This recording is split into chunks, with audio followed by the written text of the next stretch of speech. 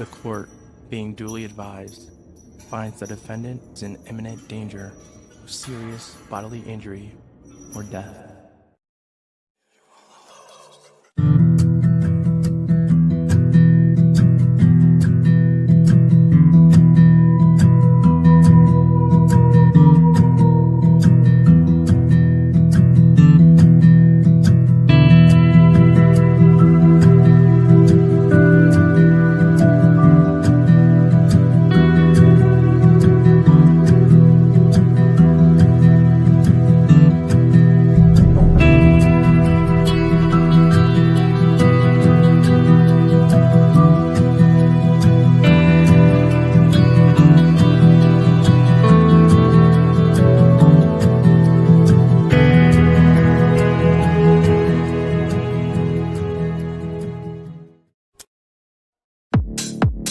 Do you have any idea what their defense is going to be, given the fact that the judge has basically taken away their defense? Am I the only person in the world talking about attacking the timeline, Do you have any idea what their defense is going to be, given the fact that the judge has basically taken away their defense? You're like, am I in crazy? Challenge the timeline of the murders. Talking about attacking the timeline. What's the strategy today? Winning. Whose motherfucking hair is that? What's the strategy today? Winning. The consensus has been challenge the timeline of the murders.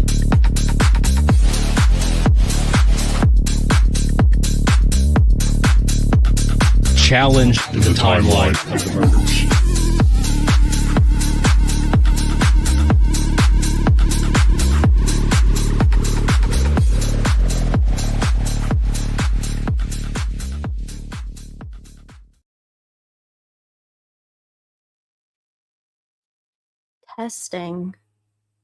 Testing. 1, 2, 3. Is she muted? Can you hear her? Hello. Hi, everyone. All of my 50 closest friends.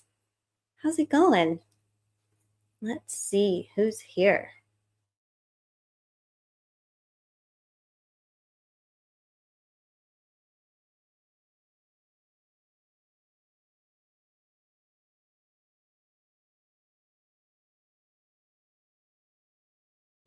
I had to mute myself to do a cuss. Hi, everyone. Indy Cindy, good to see you. Judge Jessica, yes. Love when Judge Jessica's here. Free Ricky Bay, love of my life. 2 R&M lives in 2 days. Must have been a very good girl this year. Yes, you must have been. Dual Nights. Hey, Debs in Space. Lindsay, woman doing a Walla Holla. Hi, baby. Post Punk is here. Yes. Making dinner. What's for dinner? Anything good? I love when people make dinner. It's not something I do often.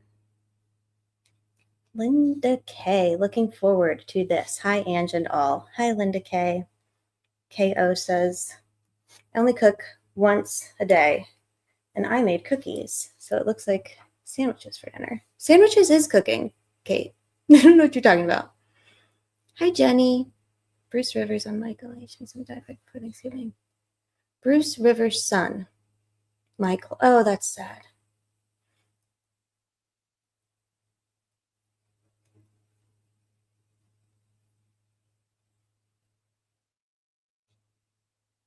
Hi, Judy. Good to see you.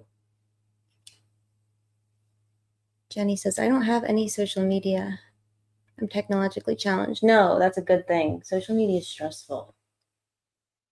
Hi, Stephen Angel. Gritty is here. Mama Gritty.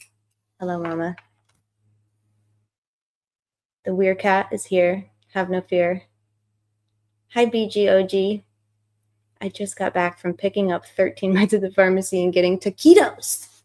Yes, I want some taquitos. I'm in crazy world. My shoulder still hurts. I need to prop this up. on something. I'm going to say hi to everybody, and then I'm going to prop this up on something. I feel like I have a book somewhere I can prop it up on. It's at like an obnoxious height. I can tell I'm going to get annoyed like in 10 minutes. Belle Mayhem, welcome. Oh my God, Ange, you look so pretty, girly. Stop it. You stop it. She isn't muted. Hey, Matthew, just here watching the usual Ange Smoke Show. Oh my God, you guys. No, I'm not muted by panic. I don't have my pink. I'm going to turn my pink light on so we can start converting some folks. I'm kidding. I'm kidding. Relax. Testing. Attention. Hi, Chelsea. Hey, Marianne. Good to see you. Oksana. Oksana for president. Oksana for president. Period. And then everything would be good. Why are we doing cusses? I don't know. I'm always doing cusses. Always doing cusses. Hi, Mavhawk. Love your lip color. Thanks. It's I don't know what it is. Well, okay, we'll do that in a minute. Focus, Angela. I'm making dinner right now. What's for dinner, Fiend? Team Never Cook. Woo-hoo. Hi, Bree. Chicken noodles. Yummy. Yummy. Oh, hey, Christina. Hey, Ange. White is definitely your color. Oh,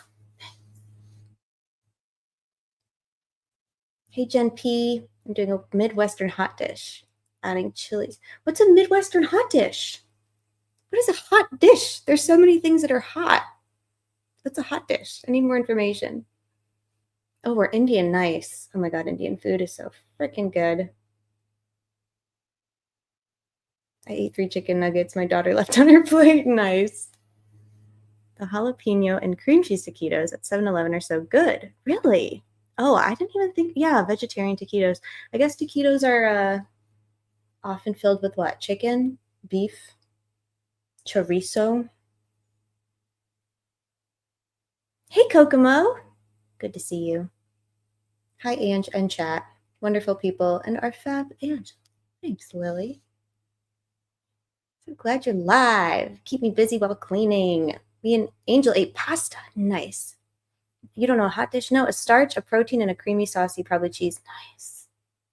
Nice. A starch, a protein, and a sauce. Okay. Yeah, casserole. Like a casserole. Okay, that makes sense. Indian food and Pakistani. Okay, I'm going to prop my computer up. Don't go away. She'll be back in 2 seconds.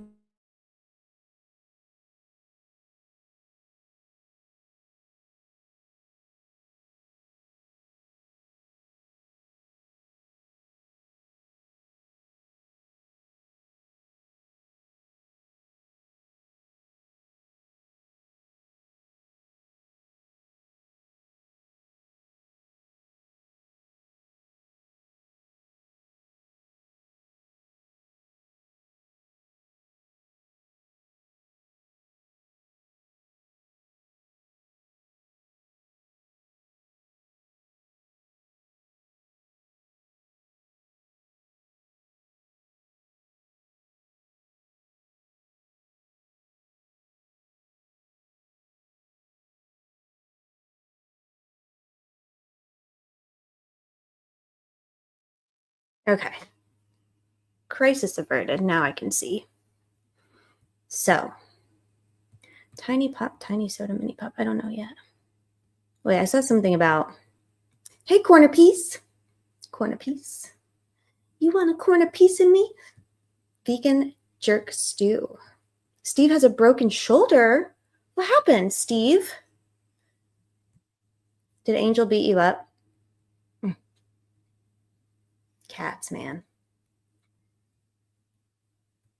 Gotta finish or we might never eat. So, okay. The first thing that I would like to do tonight is something very important. I don't know if y'all have seen me on X tweeting at our friend Angela, hashtag Army of Angelas, because there's like so many Angelas in the Delphi space. Hi, Royal Wee, Mama Wheat. If it hurts, it's broken. I like that. Yeah. So we have a friend, Angela. She has been around for a long time. She is a regular to this channel and Bob's channel and a bunch of other channels. She's just an awesome, awesome, awesome person and advocate and friend and tweeter. And she's hilarious and beautiful and smart and fabulous.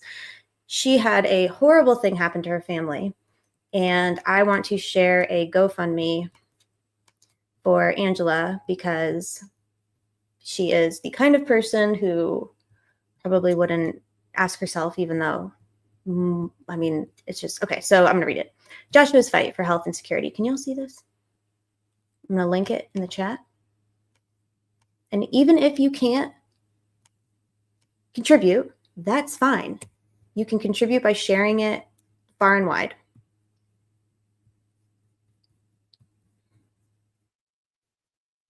My name is Stephanie. I'm going to help. I'm hoping to collect donations from anyone who may be able to help my longtime friend Angela and her family after the horrific events that took place.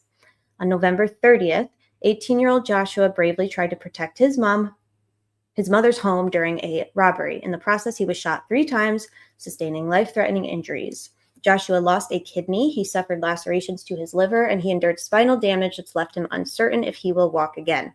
To make matters worse, the shooter is still on the run, making it critical for Joshua to relocate to a safer environment as soon as possible.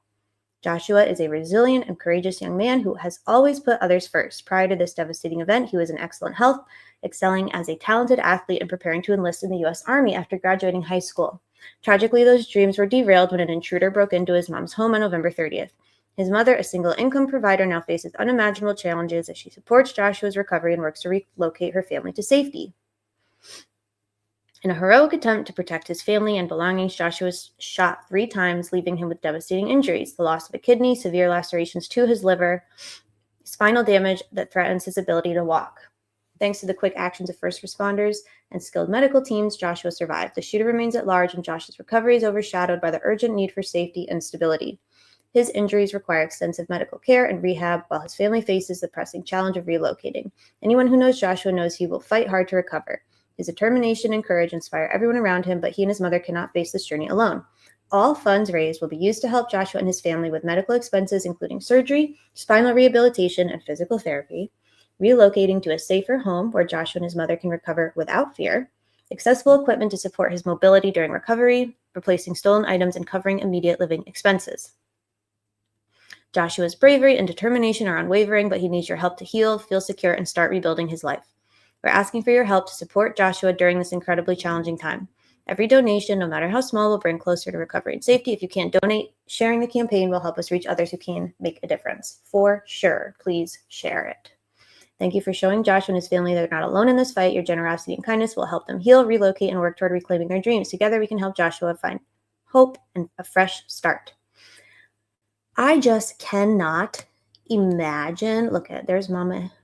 Oops, damn it. What did I do? What did she do? There's Mama, Angela, and Josh. So cute. Poor kid. My God. Can y'all imagine at 18 years old, like getting ready to graduate high school and you're like going to enlist in the Army or go off to college or do whatever you're going to do, and then like something insanely unfair and stupid and terrifying happens, and like all of that just poof. Horrible.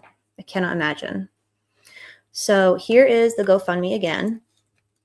If you cannot donate, that's okay. Please share it. Everybody go share it with one person. Everyone go share it with 150 people. Anyway, we love Angela. If you're here, Angela, we love you. If not, we still love you. Yeah, scary. And the person is still not apprehended. It was like I think like a 19 or 20-year-old, just a loser, man. Just a loser. It's terrifying. Thank God, guys. Gun violence is real. What in the world? Okay. So that's the first thing I wanted to talk about. The second thing I wanted to talk about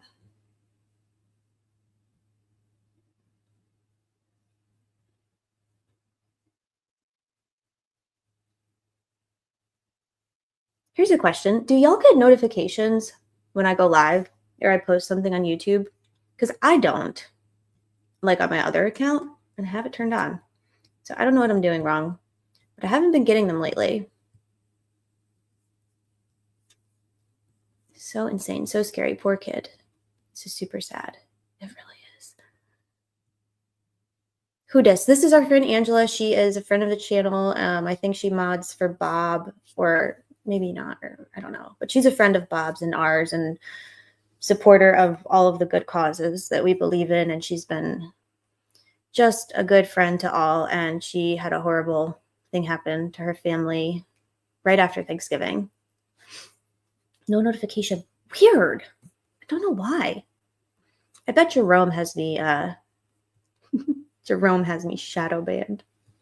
I'm just kidding. I'm just kidding. Jerome, I'm kidding. He's so sensitive. Where the heck was it? Bear with me, my friends. True Grit got her notification. Good. Unsubbed me yesterday. What? Chill, Jerome. Yeah, Jerome. The fuck? Did y'all see those? Never mind. Doesn't matter. Angela, stop it. I've been getting all your notifications. Good.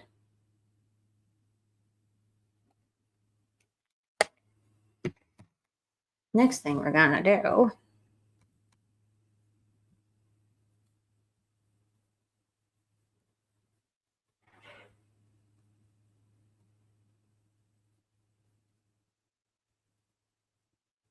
The fuck? I get random notifications. The fuck? Yeah, please don't do a warrantless bing bong, Jerome. All right.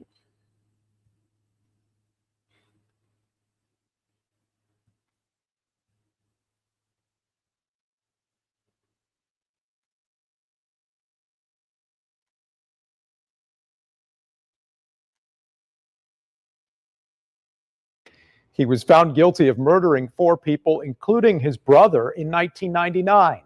But as Fox 59 State House reporter Hannah Adamson explains, advocates and some lawmakers are holding out hope that Governor Holcomb will step in. Joseph Corcoran's execution will mark the first in Indiana since 2009. One of his attorneys tells me she doesn't know if Corcoran has come to terms with what will most likely happen to him, but says she and several others are hopeful some sort of intervention will take place. It's a feeling of dread, really. Deputy Public Defender Joanna Green has represented several of Indiana's death row inmates. She says she believes the conviction and sentencing of her client, Joseph Corcoran, violates his constitutional rights. Joe's case has never been fully examined because he waived state post-conviction. So I think it is an injustice to execute him. An appeal to stop Corcoran's execution is pending in the 7th Circuit. We have asked Governor Holcomb to grant clemency to Joe.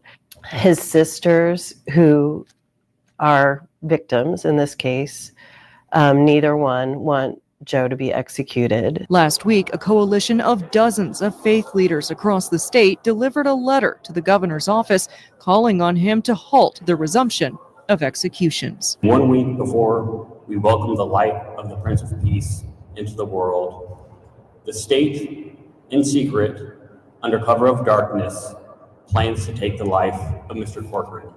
In the name of the creator of life, we say no. We reached out to Governor Holcomb's office for comment, but have yet to hear back. Earlier this month, State Representative Bob Morris of Fort Wayne filed a bill that would repeal the death penalty. In a letter to Governor Holcomb, Morris says in part, quote, "My view of this issue is driven by my faith.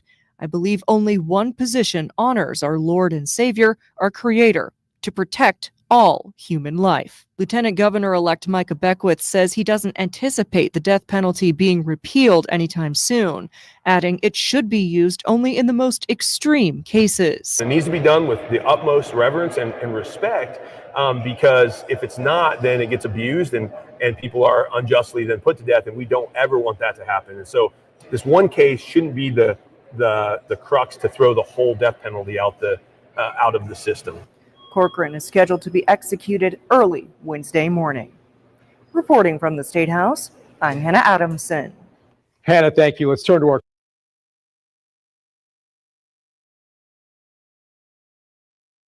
I like how he's like, we want to honor the death penalty.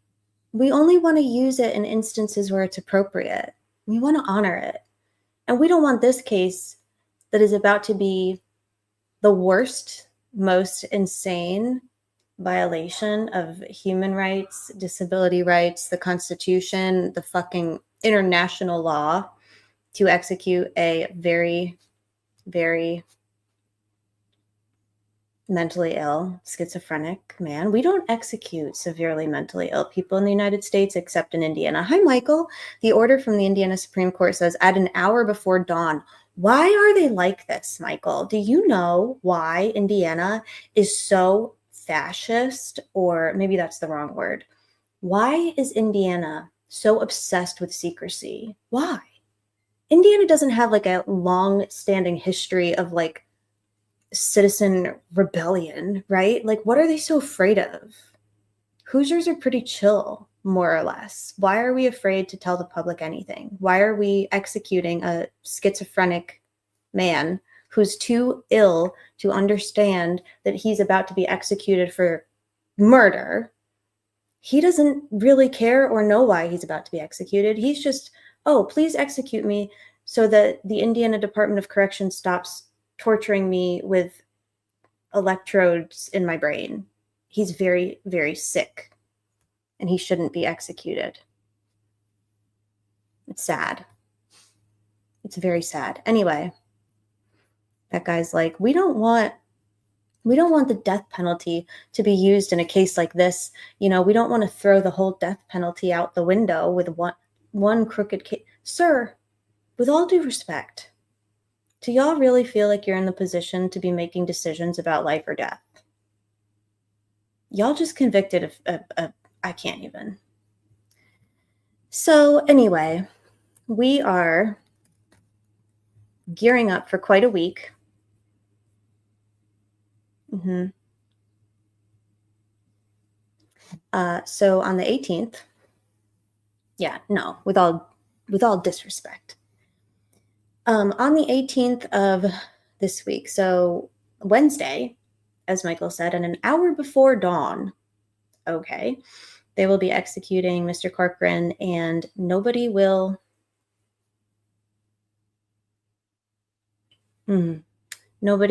be there to bear witness. And Max Lewis, a while back, I think back in October, he requested a bunch of public information about the drugs that they'll be using, the cost of the drugs, a bunch of info, and they denied most of his requests. They gave him like one heavily redacted something or other, but that's about it. That's Indiana for you.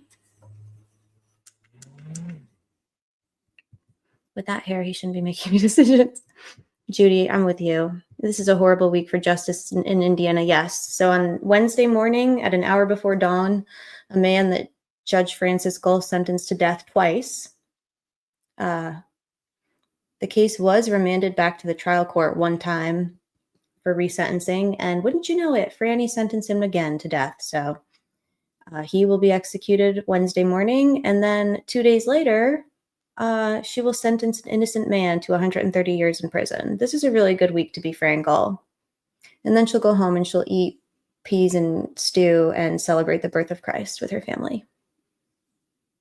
Love it. Hey, Intellects. Good to see you. Everything is a secret in Indiana. I hear Joe Biden's doing pardons. Somebody get him on the horn, please. I'll talk to Uncle Joe in a second. Get him on the phone. Just that I don't believe in Ford claims. Michael, I don't know what a Ford claim is. Can you enlighten the masses? Good to see you, by the way. I could Google it, but I can't do another tab. I only have so much RAM. I need a new computer, y'all. Hey, Joanna. Hi, Dom S. Good to see you, Dom S. So I have kind of like a... So my family, I have family not my immediate family. Actually, that's not true. I have family from Wilkes-Barre, Pennsylvania, which is where the Cash for Kids judge, the Cash for Kids scandal took place in 2007, 2011. I don't remember exactly when, but how much RAM are you currently running with? Oh no. How do you check? How do I check my RAMs? If I could find the RAMs, I would tell y'all, I would give you transparency. I'd show you my RAMs. But I don't know how to look. What's the motive? He was rebuffed. Whomst was rebuffed. I missed the first part of that. It's illegal to tell. Hi, Luke. My friend Luke is here. Hi, Luke. It's illegal to tell women what browser to use. Yeah. Chrome takes up a lot of RAM. Does it? But StreamYard makes me use Chrome. Fucking StreamYard. Fucking StreamYard. Windows tab. But I'm in a Mac. We need a new DB, Daddy. Yeah, it doesn't pay, y'all. Sorry. Home settings about system. Home. I don't even have a home setting. Oh my God, y'all. Uh-oh. Bitch is jumping in my Tahoe. Y'all, I just got giddy. Hi, Louis DB. What's going on, everybody? How y'all doing? You know, it's funny that you joined because we were just about to take applications for a new DB. So I'm glad you're here. Well, hold the phones, hold the press. No more applications needed. Your father is here. He's here, y'all. Have no fear. How's it going, Louis DB? I'm well. How are you doing? Pretty good. I'm learning all about how Chrome apparently eats all my RAM. I done been telling you that. Sir, I don't Hold believe the transcripts. Discussed Chrome. Hold the transcripts. You better hope this is a Fran Gull court because you don't want to see these transcripts. There are none. I set them on fire. So, what's new? Fill us in. Well, I've been applying to be a corrections officer in Pennsylvania for a local jail. It looks like I'm not going to make it. I was trying to, maybe get chapter 2 of a manifesto, but looks like it's not coming out anytime soon. Other than that, I have been working on a recreation of the crime scene. Claymation. Yep. I just need to get more toothpicks. Oh my God. Yeah. Are you going to be putting it out for Christmas with like a Christmas claymation special, or is it not going to be done in time? Or Hanukkah? Too soon, man. Okay. Got it. Hey, Don says free Luigi. I'm doing good. Thanks for asking, friend. Woman says, I love Louis DB. Did you finally get your milk and cigs, Dad? Yeah, I only drink milk and I only eat cigarettes. As you can tell by my voice. Yes. Yes, we know. Weird that Dad disappeared around the time the CEO thing. Mm-hmm. Listen, keep your mouth shut. Enough said. Hey, all I'm saying is look into it. Yeah. Look into it. Busy bee. Ha ha ha. Did DB go to Starbucks for science? I don't get it. I don't either, but I do love Starbucks actually. And I'm a bit of a coffee snob, which is weird. Are you you do a Starbucks? I do a Starbucks. That's it's consistent. You're getting, I like Dunkin', which is conflicting because I know that we're no longer a Dunkin' family here. So, all the sketty mommies making dinner. God, I come in here and I just derail things. So go ahead and continue. There's some What are they gonna murder another schizophrenic guy or what? Well, what's going on in Indiana? They are going to murder a schizophrenic man. You've not derailed anything, DB. Thank you, Well, Steve. I mean, at least his sisters want him to die, right? No. Oh, well, the victims do, right? Because the sisters are the victims, right? Yeah, he killed her fiance and their brother, their other brother, I want to say. Yeah, so his sisters are victims and they do not want him to be executed. I see. Yeah, it's kind of a bummer. What county? I have no idea. Good Dipshit question. County, Indiana. It's definitely, yeah, I'm pretty sure it's Dipshit County, Indiana. I did get harassed online for saying that Richard Allen County at courthouse. That I was so confident that it was going to be called Richard Allen County. Yeah. Hey, listen, civil trials, they could happen in the future. It doesn't mean that this is not going to happen. It doesn't mean that it can't be Richard Allen County in the future. So it's not over yet. Do you add glasses to our friend here? What do you mean? Looks great. You look great, DB. You really like the sunglasses. What are those, Ray-Bans? Well, you don't get the bit. What do you mean? It's Luigi. Yeah. Yeah, with sunglasses on. What bit? It's a bit that I've just formed in my head. Oh, okay. That only I know, so I guess Naturally. Yeah. Naturally. So you're talking about Cochran today? Well, I wanted to talk about him for a second to hold some space because he will probably be dead next time I do a live. So. Okay, so so they're saying before dawn, an hour before dawn, right? At an hour before dawn. At an hour before dawn. They're not telling us the hour. That could be right now. Wednesday. Okay. It's Monday, friend. Yeah, so it would be like in 24 hours. Yeah. But there's. Oh wait, yeah. Once the sun Allen goes County. down. Right. Any hour could be an hour before. That's before dawn. That's true. It could be like 48 hours before dawn on Wednesday. Right. He was found guilty in Allen County. Yeah, that makes sense because Fran Gull sentenced him, so it had to be Allen County. Makes sense. You want to know something interesting about him? Absolutely. So he was tried maybe a decade before his most recent murder trial he was charged with murdering both of his parents. And he was acquitted on that because there was not sufficient evidence. The jury did not convict him.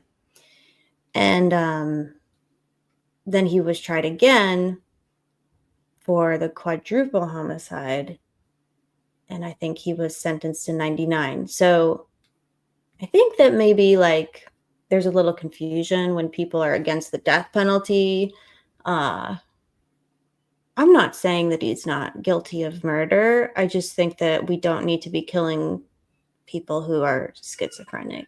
I mean, we don't need to be killing anybody, but I really take issue with putting to death somebody who is so mentally ill and was at the time of the crime too. Not excusing it, but what are we doing? Why are we doing this? Yeah. Also, so 5 years earlier, before the quadruple homicide, he kills his parents. Allegedly, he was not convicted. Right. Okay. Yeah, he did. Oh, so I thought. Okay, no, you said that he got acquitted because of a lack of evidence. I was thinking maybe he got found not guilty by reason of insanity or something. No. Okay, so yeah, see, that's kind of a tough thing then, because if he got found not guilty, then what services do you give him if he wasn't actually experiencing any issues? Right. He was young too. I think he was 17 during the first trial. Can't remember. Yeah, I think he was 9, like Burke Ramsey. Burke Ramsey, that murderous psycho 9-year-old making. Never mind. Did you know what's kind of funny is there's been some people finally. There's some pushback around Luigi. Pushback Over, meaning like over the last couple days, like finally the people that are like, guys, look, he killed somebody. Oh my god. oh yeah. Like that little subgroup of people have been getting stronger. It seems like on social media that now that CNN and like Fox News are like, we don't condone killing CEOs, all that, right? The billionaires, yeah. And I had absolutely no apprehension about making this my profile picture coming on this stream because all these fucking little Antifa BBs. Yeah, everybody here is like we are with it. Yeah. My heart stopped when I saw Angie's message. I thought it was about the other motion. Angie's message. My message. What message? Well, have no fear. Comment. Got it. Honestly, I can deal without seeing sentencing. I don't want to see that shit. Yeah, me too. I don't give a fuck about that shit. We already know what she's going to do. She's going to sentence him to 130 years. I don't know if they're going to do victim impact statements. They'd have a lot of fucking nerve too, but of course they are entitled to. So maybe there will be victim impact statements. Wow. And I'm sure she'll say some bullshit and she'll drag him for filth. Although actually maybe she won't because she knows appeals cometh. So maybe she'll be, conservative. I don't know. with her bullshit. I think she will. I think she'll drag him. Really? I mean, I don't think an appeal's not gonna stop her. I think she's gonna take every chance she can get, and I think that she just wants the media to report on her. She's gonna have some interesting sound bites in there about probably, well, not sound bites because they're not gonna get out of sound bites, but quotes that are like, despite the games that have been played in this court, it's something where it's like a vague attack on the defense. Yeah, for sure. She's so fucking weird. What a weirdo. Weird. Yeah, she's weird, man. I don't think Rick should go. Me either. Well, he has to go. He's going to go to sentencing. Why do you say that? Well, because he's going to go. It's not like it's PTR. Like, I think somebody said something about him not going to his PSI hearing or not cooperating with his PSI investigation, his pre-sentence investigation. But yeah. I don't know if that actually, like, I don't know if that means he's not going to the sentencing. Like, where'd you hear that? I think Travis and Michael Osberg commented on the not cooperating in the PSI because you don't want to give them any cooperation because it shows that you're trying to mitigate, and mitigation means that you're accepting responsibility.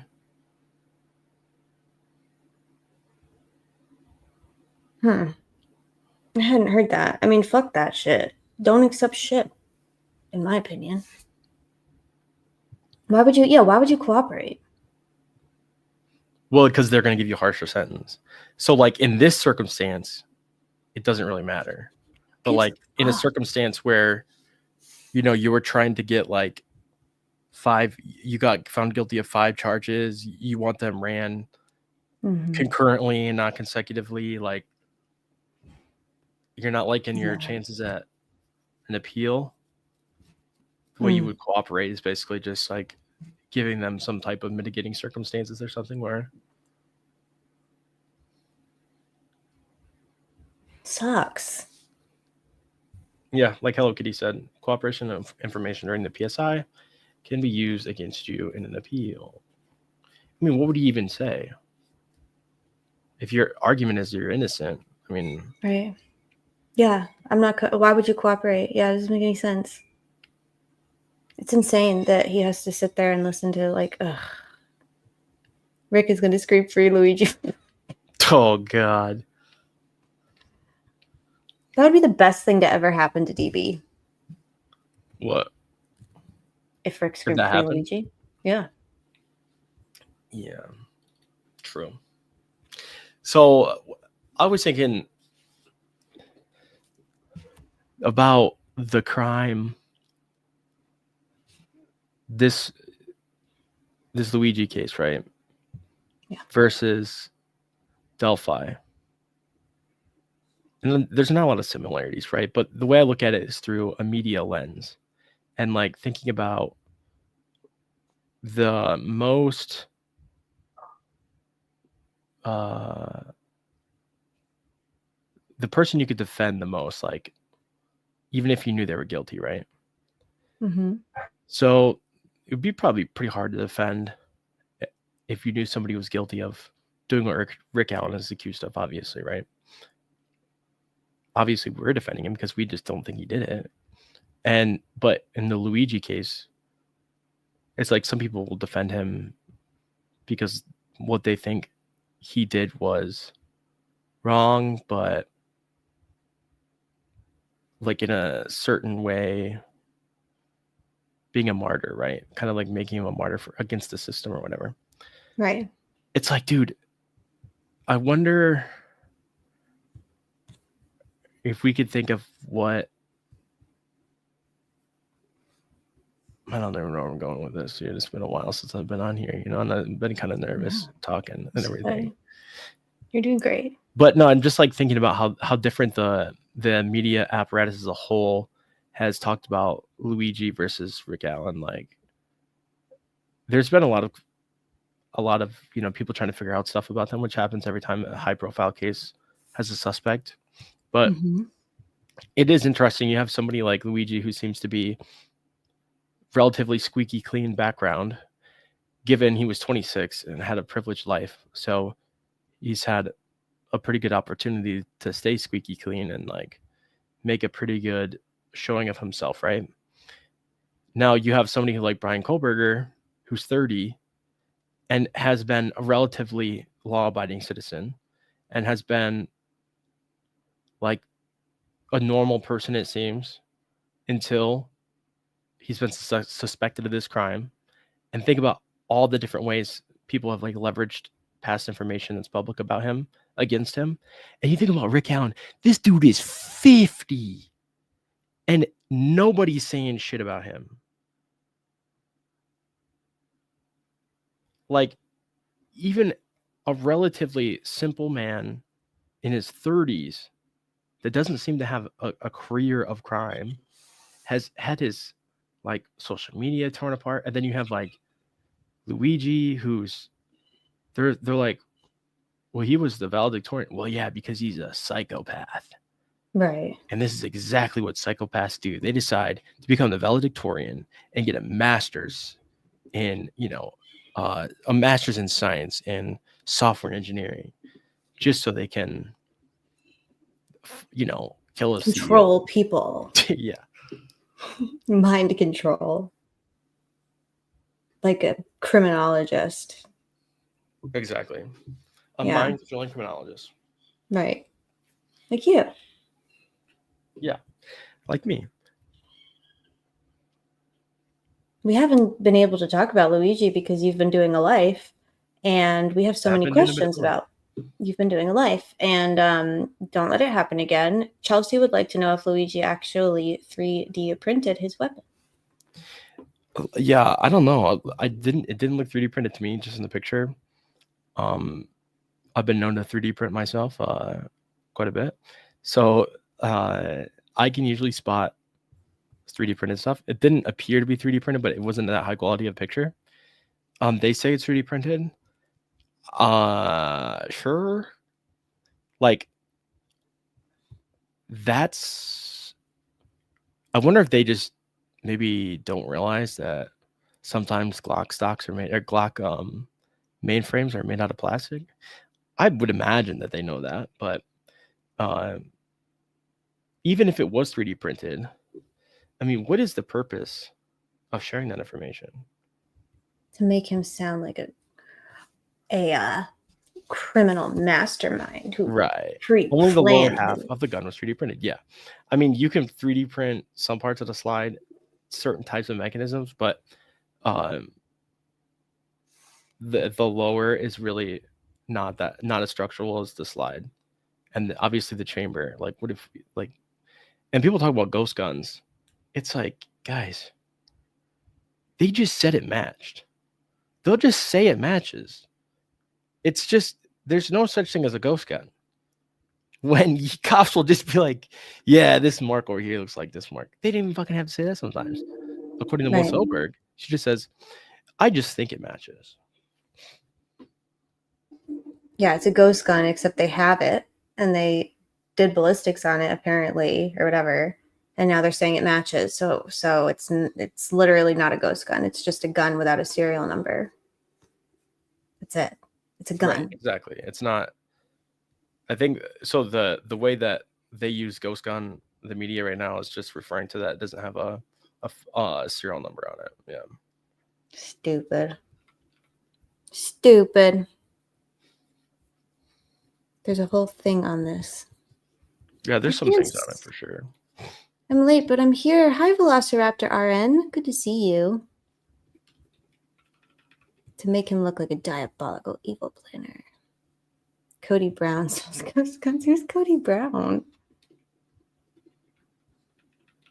You should go, Oksana. Where's Oksana? I don't see her comment. YouTube's being weird. Why did you block? No, you didn't. I hit her from the channel. No, you didn't. I did. She's too pretty and smart. She is too pretty and smart, actually. Goodbye. Good call. Get out of here. Adrian says they already did ballistics. That's what they're saying. They're like, they literally were like, oh, we matched. What is it? 24 hours from the time they did the press conference. They were like, oh, we matched the bullets. It's his gun. He's the guy. It's like, you did it already. So you got the gun from Pennsylvania to New York, and then you took it to the lab and you did all the stuff and you've matched it. And that's that. That was fast. Also, do you remember they said it was from Connecticut? That it might have been tied to Connecticut? Vaguely. Well, they did say that.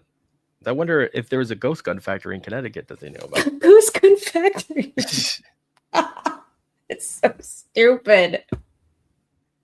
It's just a factory. Yeah. Rick is not the CEO killer. Yeah, it's a good point. Yeah, no, he's definitely not. For sure. What if he was? So I think that the comparisons that I've been making, hey Estrella, sorry,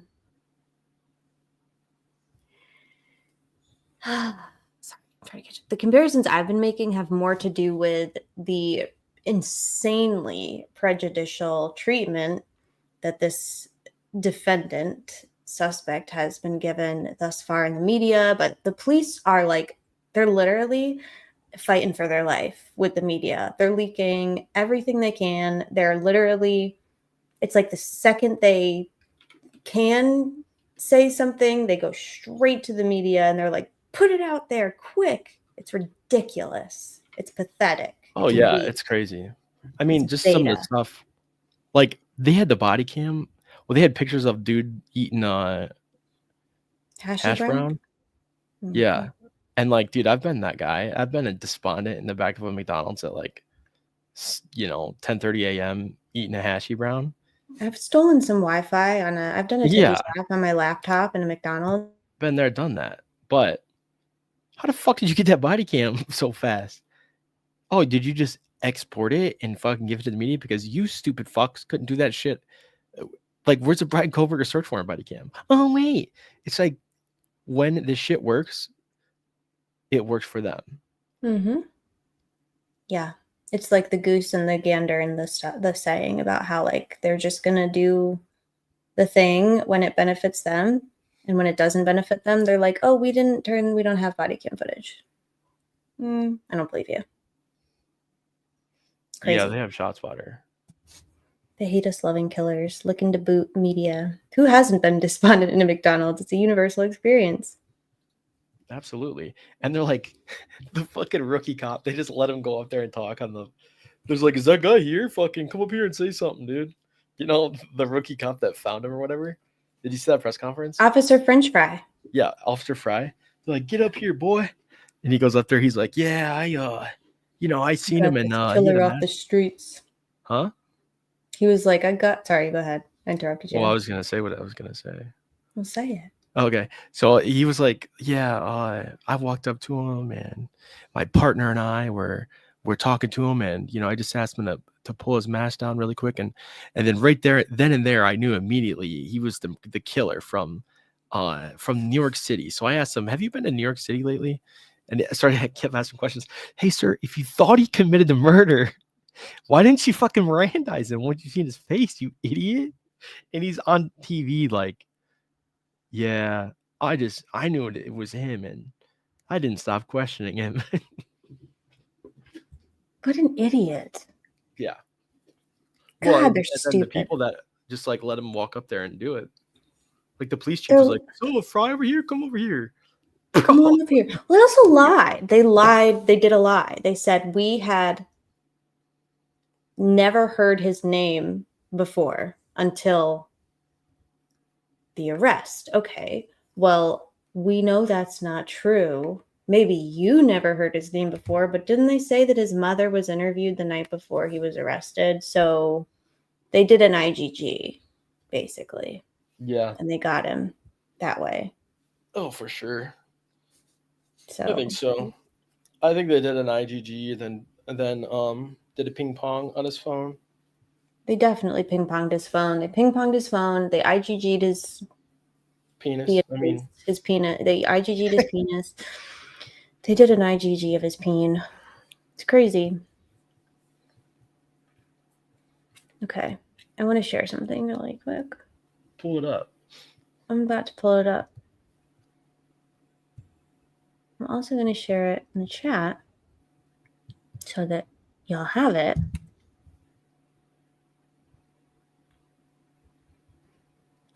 I made a thingy based on our conversation with Travis yesterday. Oh my God. Hold on. Can y'all see this? Fuck. I'm sorry. Oh, yeah, I see it. Sentencing. Okay. Oh my God, that's bright. I'll call that a flashbang. Kapow. Yeah. All my shit is in light mode for some reason. I think this is light mode. It is light mode. So we know that sentencing is December 20th. After sentencing, they have 30 days to file their motion to correct error. What kinds of things do you think they're gonna put in that motion, DB? What do you think? Let's see. I actually did some research on motion to correct error in Indiana. And there was a big case that had a motion to correct error that they said that the motion included a phrase about how they had issues with the jury. So like the jury was going to go another day deliberating, and one of the jury members had to call their mom and be like, "Hey mom, I'm going to be deliberating for another day on this jury," or whatever, right? And because their mom was watching their kids, and they said, the mom said, "I don't even know why they let him out of prison in the first place." Like basically, probably a mother-in-law, actually. They can be real snippy, you know what I mean? Just, why? Kind of a thing. And like in the deliberations, they shared that. I don't know if anyone's heard of this. I think it's Earl something. I haven't, but I'm interested. It's an Indiana case. I'll look it up. That sounds like an Indiana case.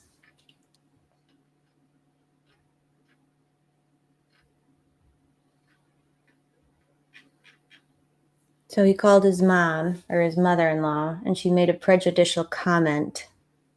No, this is not Rick's jury.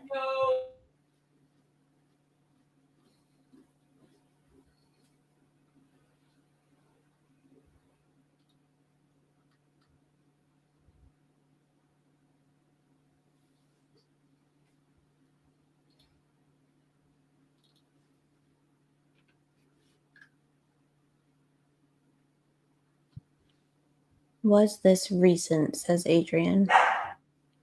I think it was within the last 8 years. Interesting. I'd not heard of this. TB's mother-in-law yelling at him. Jesus. No, that's a dog. It sounds like my mother-in-law, though. Psych.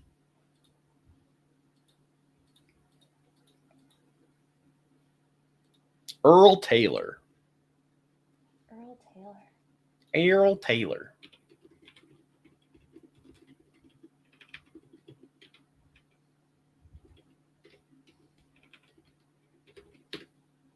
So in this Earl Taylor case, they're like, well, we really can't. I don't know if you guys know this case at all. I know there's fucking 150 of you in the chat. So I don't know that you're all one person. So I don't know why I would assume that every single person would know this or not. But I'm going to say it. Earl, this guy goes to trial, right? The victim, his wife. He gets found guilty of murdering his ex-wife from the 70s. Like 8 years ago or something like that. The trial was. Well, he got out of prison because he was in prison for murdering his second wife. So you got to think that's pretty prejudicial. If they found out that he killed his second wife and then now he's on trial for murdering his first wife. Now, would that actually give you a pretty damn good sense of somebody's guilt or not? Probably. But like, it's not about whether, it's actually instructive or not. It's whether it's legal or not to know. On that note, I'll be right back. Earl Taylor, everybody. So it sounds like jury issue. They filed a motion to correct error. I was going to do a Google, but I'm going to crash my machine if I try. So instead, while we're waiting for Dad to return, I'm going to show y'all. If you missed our chat with Travis yesterday, it's long. It's okay if you missed it. But we went over what they're going to probably do right after sentencing. He was an insurance agent with policies on both wives. Yikes. That's not suspicious.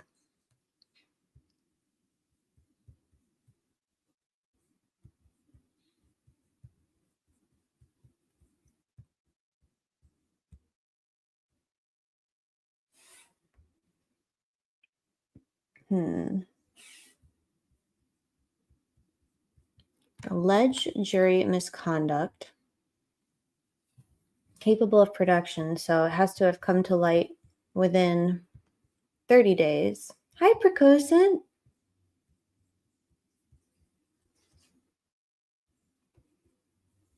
Or that a verdict is excessive or inadequate. So I guess the state can file a motion to correct error too. That's so whack. Can you imagine if the state filed a motion to correct error after somebody was found? No, that can't be right.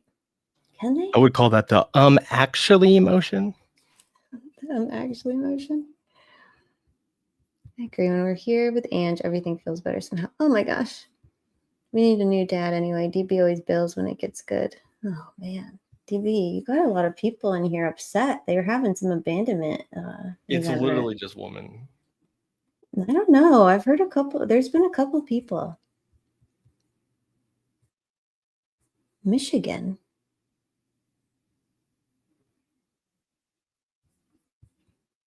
They can when they realize they found someone guilty who isn't. Could they file one if somebody was found not guilty and they were like, well, wait a second. That would be whack.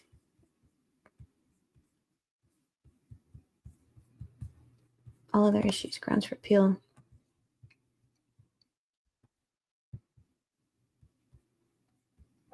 To the trial court?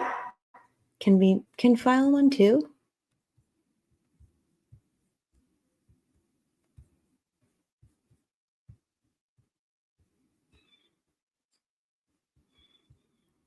And then after they file their motion to correct error, which other states call a motion for a new trial, the state can file a motion opposing a statement in opposition. 15 days. They can assert grounds which show the final judgment or appealable final order should remain unchanged. Yeah, I'm sure they will.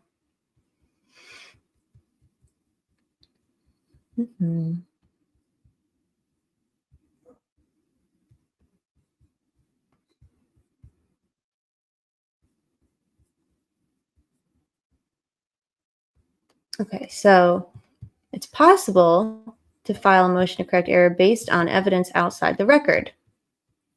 So newly discovered evidence, evidence that maybe, I don't know, came up through like what, a hearing or a statement made during trial that by a witness or something that's like new that they didn't have in discovery or was not produced prior.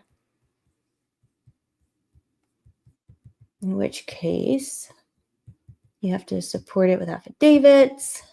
Let's see. I feel like there was something specific I was trying to show you on here.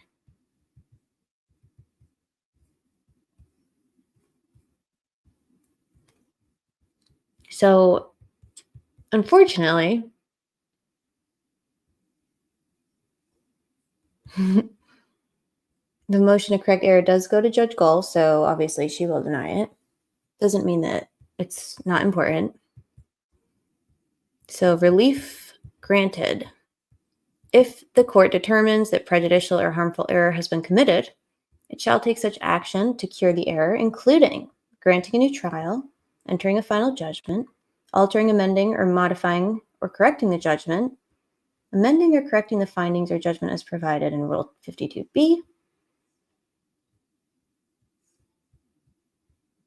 Yeah, what are the chances that that she does that?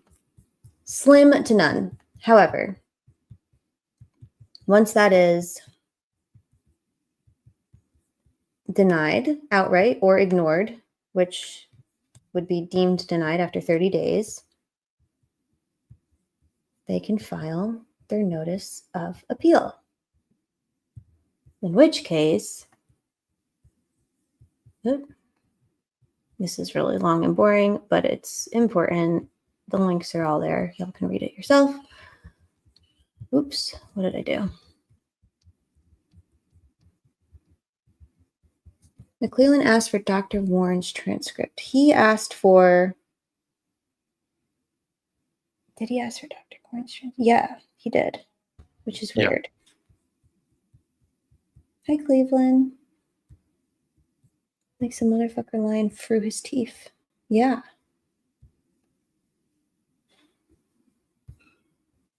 Could the order to correct record be related to whatever he was looking for?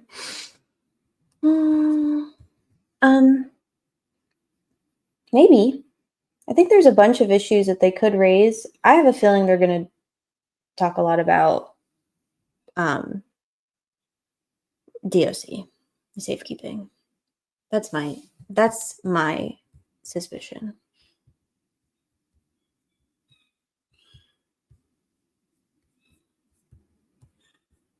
They found someone guilty, isn't it?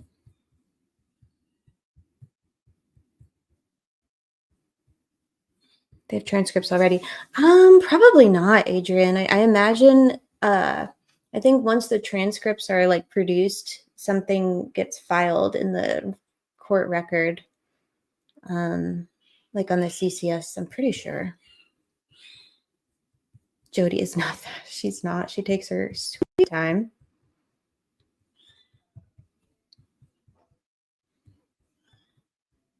She's like, it's the holidays. Leave me alone.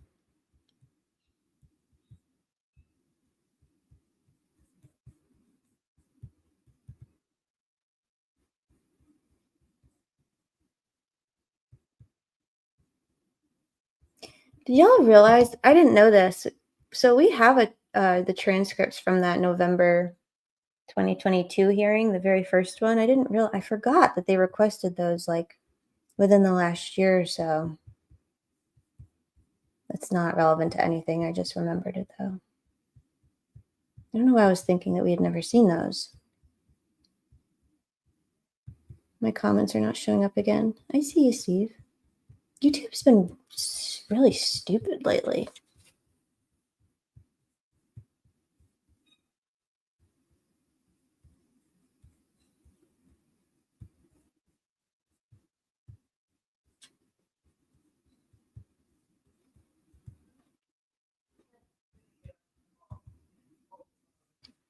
So, did you see the filing from Friday? Yeah.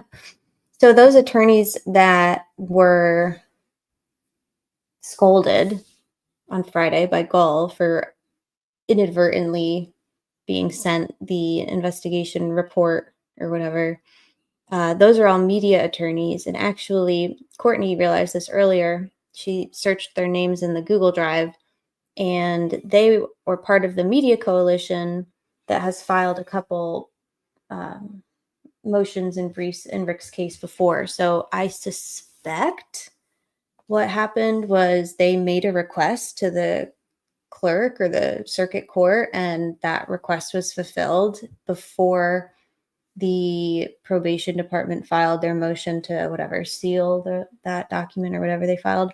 So they acted like somebody sent those attorneys the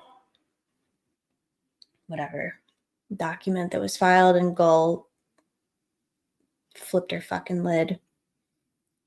She literally has no jurisdiction to do anything, or not jurisdiction, no authority to do anything about it. Contempt hearing for the media coalition. Yeah, right. That's hilarious. She's crazy.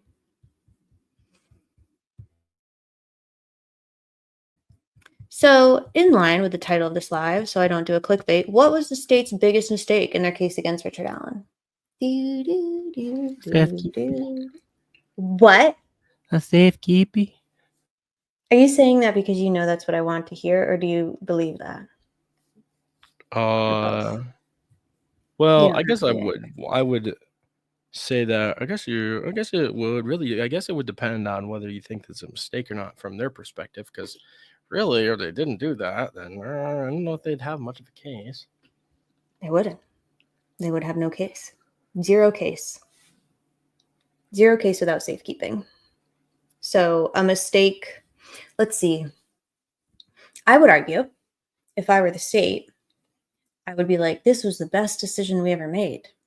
However, it is going to bite them in the ass because all of their evidence has been obtained illegally.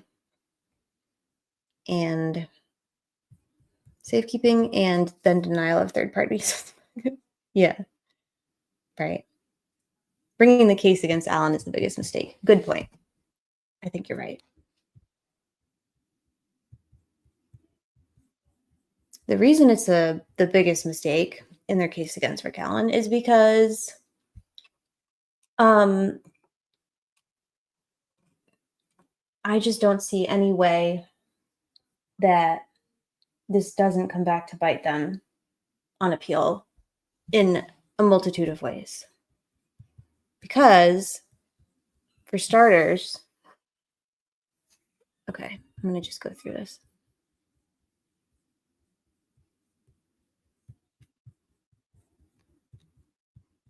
Let's do a rehash, motion to rehash.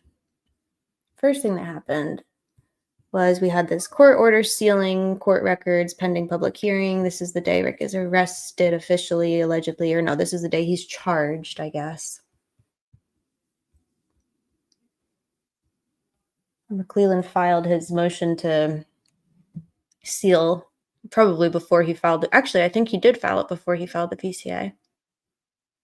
Grant the petition, 30 days. So he scheduled a hearing, and then he noticed the prosecutor. He did not notify the defendant or his attorney. He just notified the defendant by way of the sheriff of Carroll County. Interesting. That's not proper notice, but that's okay. Wait, what the fuck? You see that? What the fuck?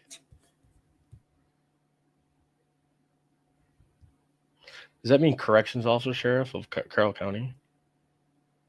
No, it means care of. Like, Are you sure? Yeah, I'm positive. Isn't that like a promo code affiliate link on True Crime Podcast? Yes.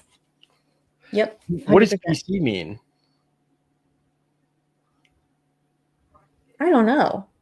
What does PC mean? Huh. Probably caused. Probably Krebin. See ya. Well, it's just interesting that he's stealing all of the records and he's not notifying the defendant.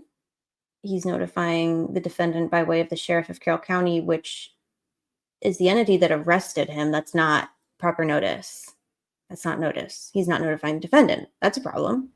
Well, I think, yeah, I don't know. I guess if he would explain it, he would probably say, well, he was in Carroll County. The sheriff was taking care of him. The sheriff knew where he was. So him being notified was something that I handed over to the sheriff's office. Which is not legally sound. That's not proper legal notice, though.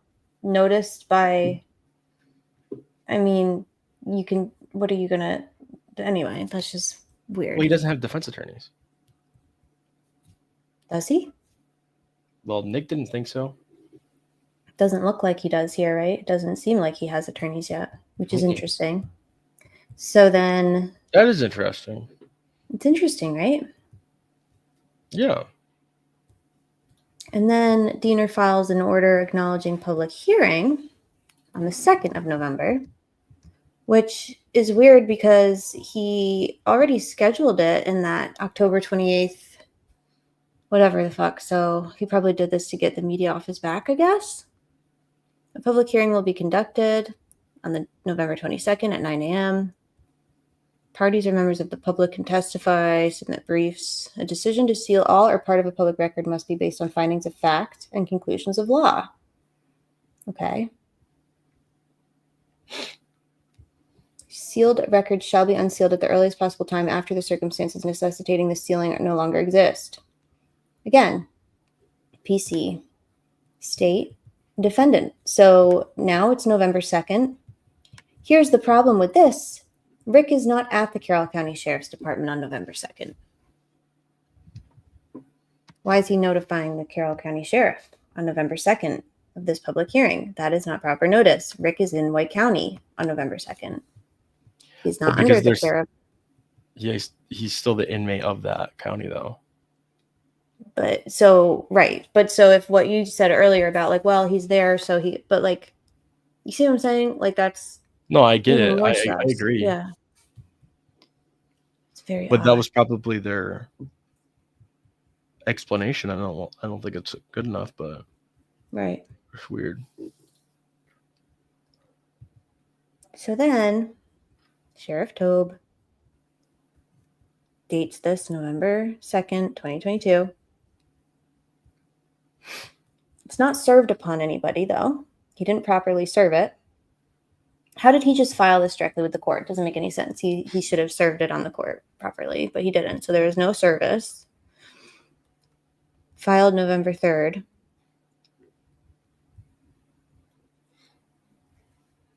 Request by the sheriff. Okay. He has been incarcerated since October 26th. Transferred to White County at my request. Okay, so that's a safekeeping transfer. Transferring him from Carroll County to White County, that's a safekeeping transfer. He didn't have a hearing for that transfer either, and he was entitled to one. Yeah. So there's one, I would say critical stage, maybe not as critical, you could argue, but I feel like that's a critical stage, and there was no hearing, and he was entitled to one for Indiana Code. So then they put him in White County per my request. Okay, but why? He doesn't say why. We've read this so many times, but potential safety and security concerns exist involving not only the defendant, but also both jail facilities, Carroll and White counties. So he's speaking for the White County Sheriff. That's weird. Interesting. So what he's saying is no jail is suitable to house this defendant. Okay.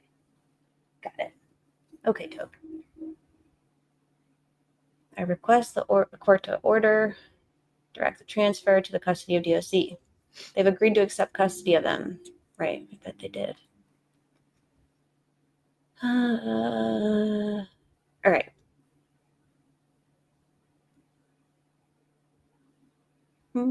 Shit. Not what I wanted to do. Is there any precedent for a judge to act based on media bloodlust? He doesn't do precedent. No, he doesn't. He just makes it. That's the kind of precedent you don't want. He don't follow it. He don't even. People are like, ew, I'm not gonna do that. Ew. Ew.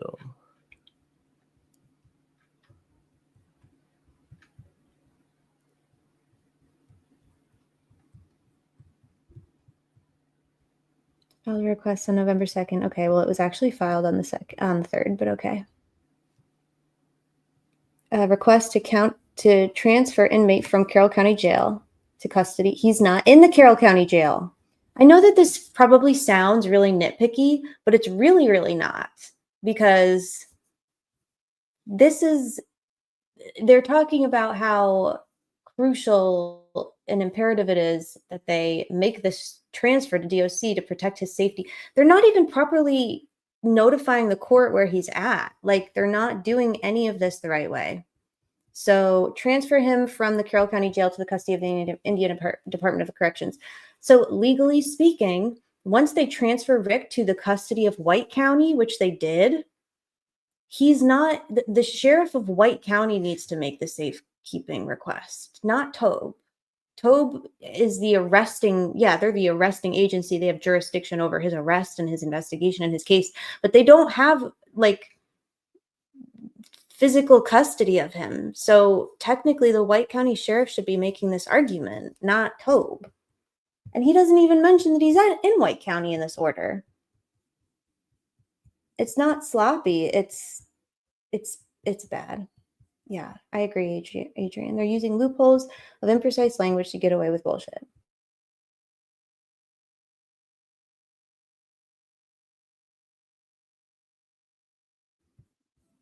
Right, did they lose him? There were days and days that the media, I don't know if y'all remember, but I have a bunch of tweets like saved from back then where the media we could not even get an answer as to where he was, like, for days. So it's almost like, yeah, he was basically lost. I mean,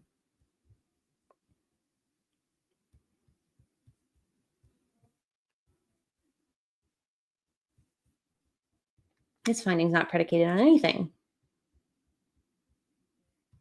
General, the court has 30 days. So he's talking in this safekeeping order, he's talking about the media. That is so inappropriate. He cannot base his decision on an order that has nothing to do with the media. It has to do with the defendant. You can't base your decision about the defendant on external, unrelated matters involving non-parties. That's fucking insane. That is fucking bananas. That would be like my wife pissed me off this morning, and so I'm putting Rick in DOC. Like, it's not relevant at all. It's insane.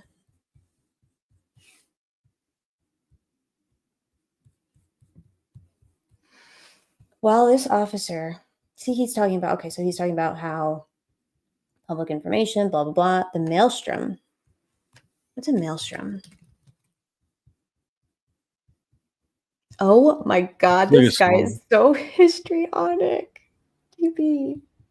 Yeah. Look. A powerful whirlpool in the sea or a river. Violent turmoil. This poor man. Shield me from this maelstrom. It's so stupid. Oh my God. Poor Diener. He's so stupid. Oh my God.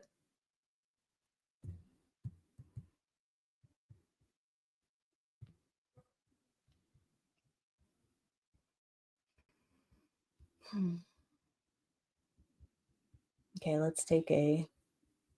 Actually, no. I'll go to that in a minute. Shield me. I want to read. Okay, pause. I want to read his. He wrote an email to them, like various news agencies, before he filed this order. So on the 2nd, he wrote. So stupid. Oh my God. Hold on.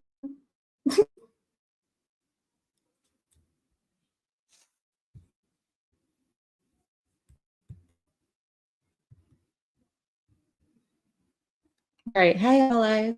All the media was requesting was the PCA. That's all they wanted. They just want to know what has he been charged with, Benjamin.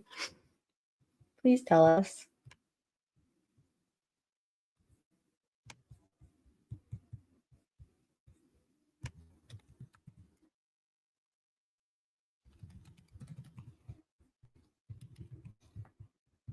How do I do this? I might need to delete one of your pictures, DB. I'll tell you which one I'm not deleting. Heyo! Stop being creepy. Okay. I'll try. So, add overlay.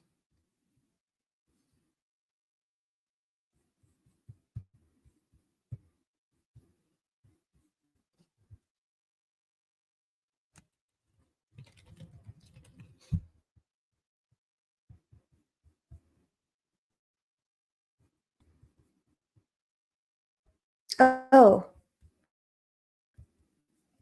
Is this it, DB? You already sent it to me. Oh. November 2nd, 2024.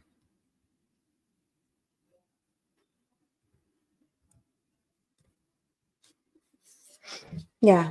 He's asking for the death penalty, right? Yeah, he's like asking for it because his attorney only wants to litigate the death penalty. He doesn't really care about him personally. That's sad. Probably really feels that way. Yeah, we'll read that in a second. Okay. Judge Dean Wiener, you probably can't read this, but I'll read it to you. Says, quote, "Shield me from the storm." Ahem. In his message, sent to state court administrative staff and then copied to 13 News, Judge Diener wrote, "Respectfully, I need a team of people who can handle these requests for alleged public information where there is no public information." Pause. Doesn't that sound like to y'all that there is no PCA yet? There is no public information? Where's the PCA? Where's the charging info? Has it not been, because it hadn't been filed yet, technically. Where is it? He went on to explain that his small court staff has been overwhelmed by the storm of requests related to public records that have been sealed. Judge Diener wrote, "Just so the world..."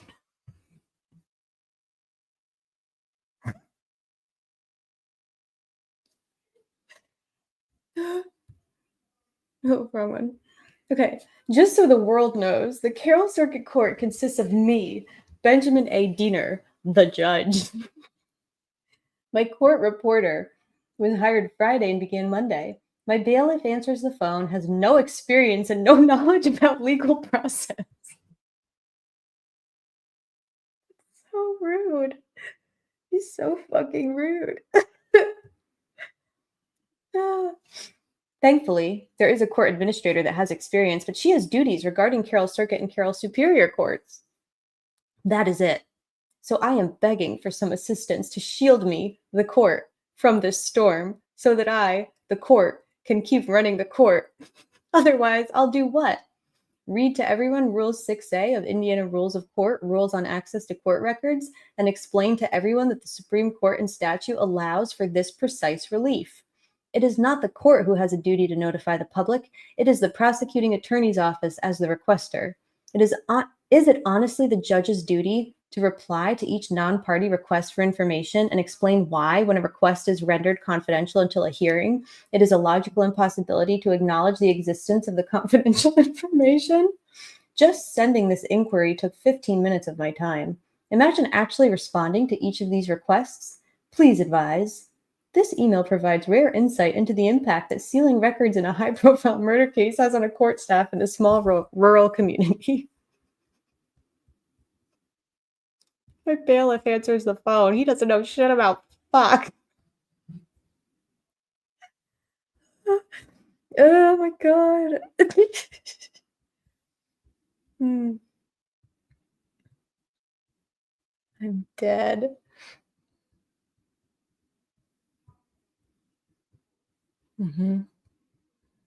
Just so the world knows. Yes, the PCA is not signed. There's no page 8 of the PCA. Oh no.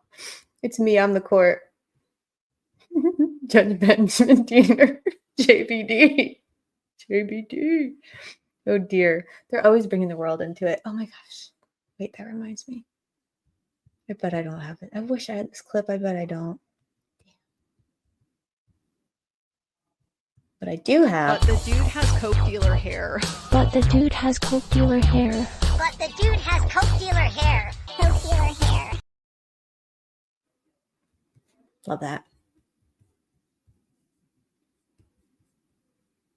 You should know it's just me here in the court.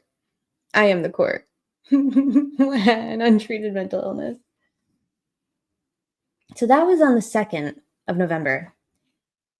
He sent that to the Supreme, like the administrative office of the court. So like Justin, isn't that Justin, whatever his name is, the same person that got the lazy judge order? He's like the guy, if I'm not mistaken. Like he's the guy that this shit goes to at the Supreme Court of Indiana.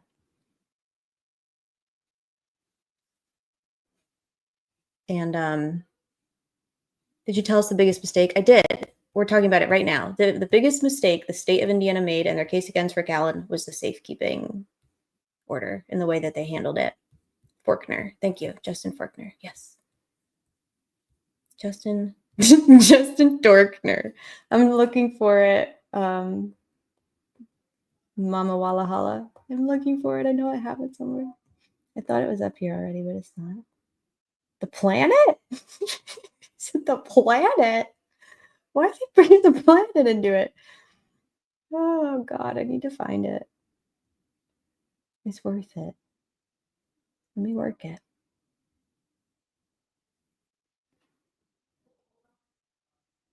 Oh, my God, I have some crazy videos on here, y'all. My goodness.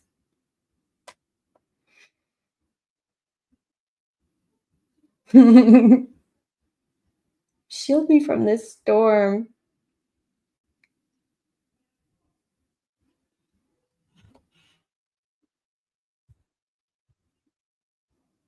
I'm scared. I'm afraid to watch. What's the YouTube plan for Friday?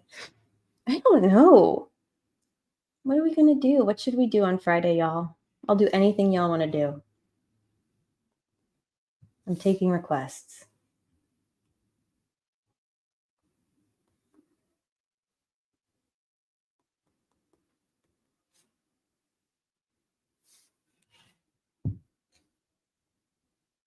Joseph Scott Morgan.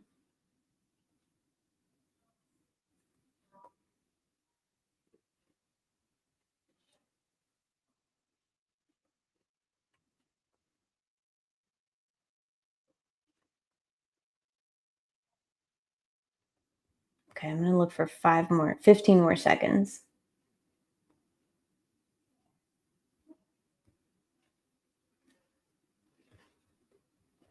And then I'm going to give up.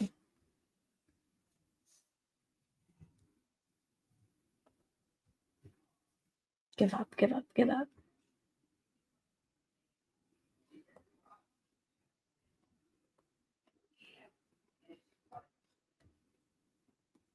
I found it. Yes.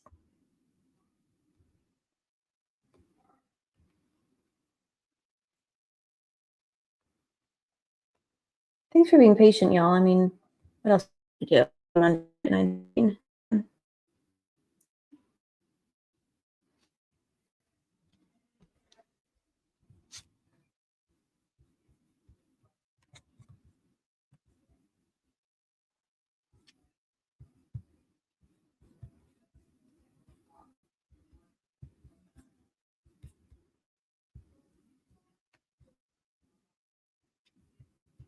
Damn it. Hold on, y'all. Sorry. I know the moment has passed. It's fine. We've made it this far. You gotta just stay with me. Stay with me. 'Cause you I hate that song.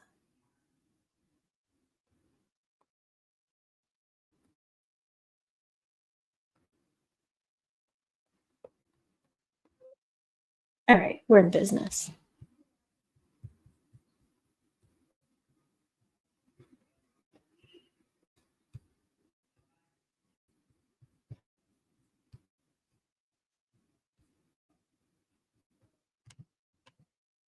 Maybe.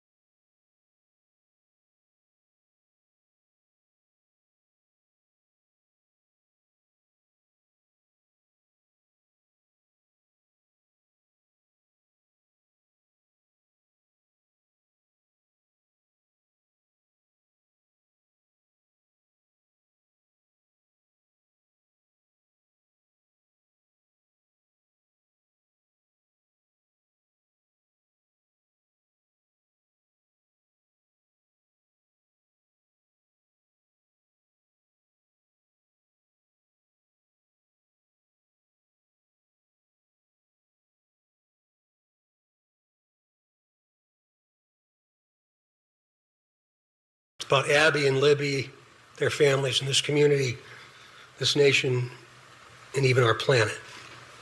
What? Our planet? Why is he roping in the planet? What? God, he's a goofy weirdo.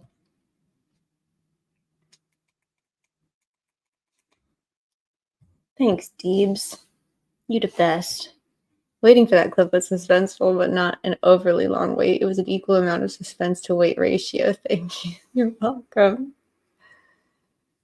I want to watch it again. It's about Abby and Libby, their families, and this community, this nation, and even our planet. What? Our planet? Why is he roping in the planet? Kills me. What? Well, that's because Delphi is the center of the universe. We know this. Delphi, this place is the center of the universe. We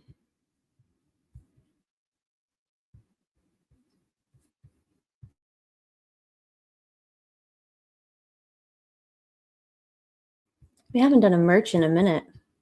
Our merch guy quit.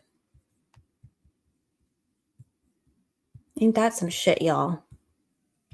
We lost our merch guy. We lost our tech guy and our merch guy. Unbelievable. Okay, back to JBD. Judge Benjamin Deanie. Deanie Weenie.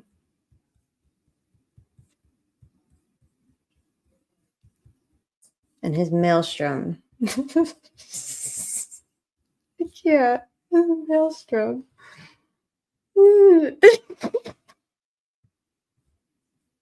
Why does this man make me laugh so much? He's a menace to society. He's a dangerous psycho, and he makes me laugh. Not funny. Stop laughing. Stop laughing. Okay. He's definitely a theater kid. Okay. So, anyway, YouTube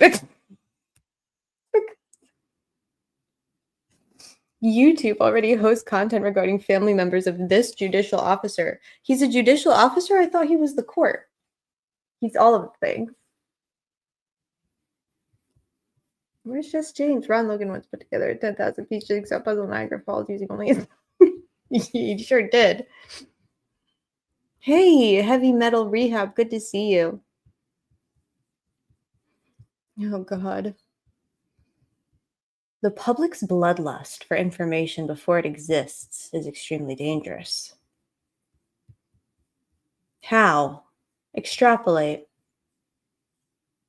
All public servants administering this action do not feel safe and are not protected. Protected from what? Bob Siegel? Donnie? Max Lewis? Angela Gannot? You're fine, Benjamin. You're fine. We're also woefully underpaid. We just want to raise our status or profit financially. So this right here, to me, like, I said this before, but I'm going to say it again. He is basing his judicial decision, he's basing his order on the custody of a defendant. This is a huge deal. He's basing his decision on external issues, non-parties, matters that have absolutely fucking nothing to do with a safekeeping order, motion, request, transfer. Nothing. Have nothing to do with that. Has nothing to do with the defendant. Nothing. And his entire order is filled with reasons that have nothing to do with Rick as to why he feels unsafe. That's an error. That is an error.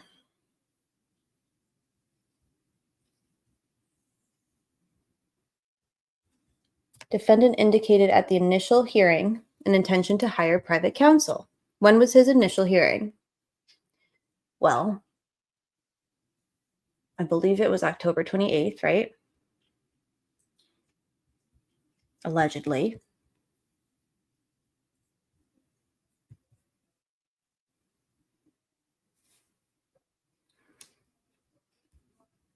Judy, what's your question? I'm sorry. I'm trying to scroll back and look for it. I don't know why. A lot of the chats are not showing up for me, y'all. I'm sorry. I don't know why. I think it's StreamYard. So if I don't see it, I'm not ignoring you. What was filed on December 13th by Judge Gohl?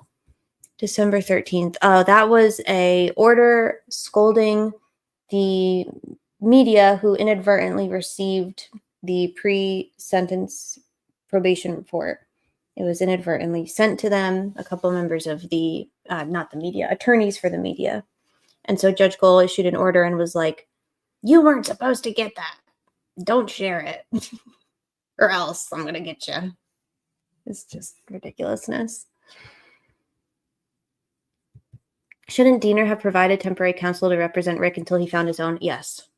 If you want to hire your own attorney or private attorneys, you are entitled to do that. But given the fact that he was to have a hearing, he should have been represented, especially with 2 counts of murder. Diener should have advised him that he should at least have temporary public defender. We have no idea what conversations were had, what kinds of communications were shared. That would be really important information for a motion to correct error, because that's all ex parte communication, potentially, most likely violating Rick's due process rights. Maelstrom is a shitstorm.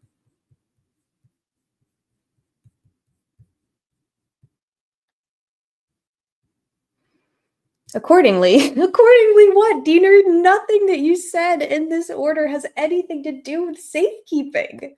Accordingly, pursuant to the Indiana Code that has nothing to do with bloodlust or the media, Carroll County, I order the sheriff of Carroll County to transfer him to a facility of the Department of Correction designated by the Commissioner of Department suitable, blah, blah, blah. So ordered. So here's who he serves notice on. Ready? The prosecuting attorney, the defendant care of sheriff of Carroll County. Okay. You're ordering the defendant to the Department of Corrections without a safekeeping hearing, which he's entitled to, without him having counsel, which he should. You're not notifying the defendant, you're notifying the sheriff twice. And you're not giving the defendant any opportunity to object to the transfer, which he's also entitled to. He's supposed to be able to object to the transfer. And he's entitled to a post-transfer hearing. He was given neither of those things. These sloppy motherfuckers. And then immediately Diener's like, peace.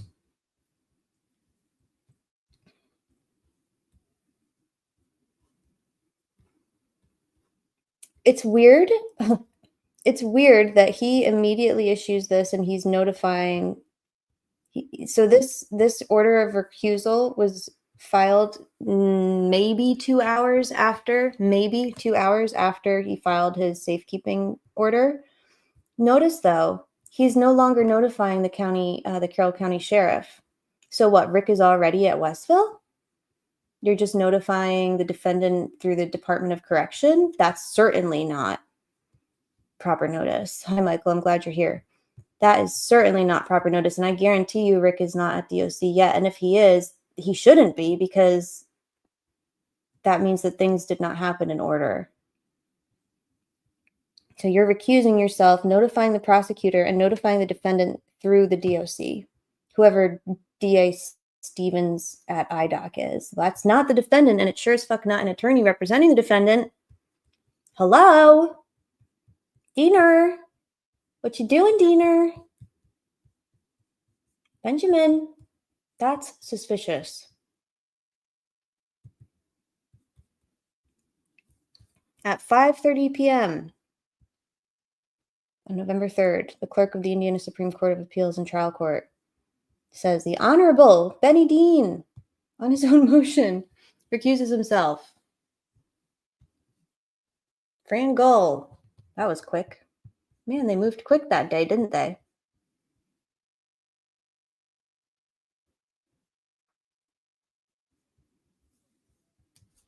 Yes, all eyes. Ari was in his cell. Yes, he was, which means that he was transferred to DOC through RDC, which is the Reception Diagnostic Center, whatever. All inmates go through RDC first to be assessed for placement or whatever, to get their placement detention orders. So he goes from White County. He wasn't even in Carroll County, by the way.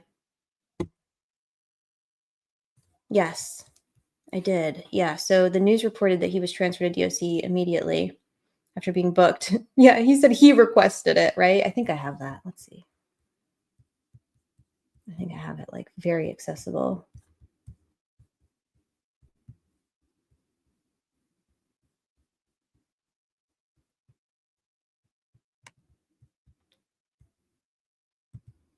Michael, if you're still in here, hang out for 2 minutes because I want you to see this very short video.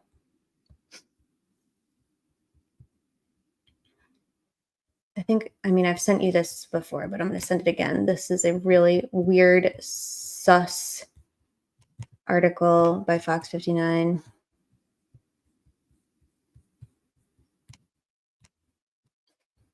It's so insane. Okay, ready? This is on October 28th,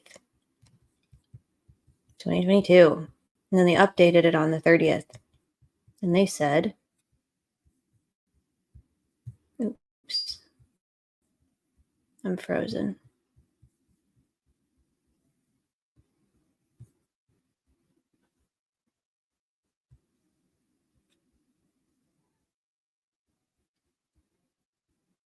Yeah, Judy, no, it's okay. Her orders are so confusing, Judy, like.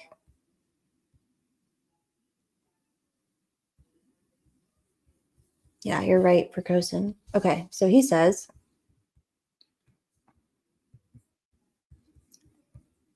oh my gosh.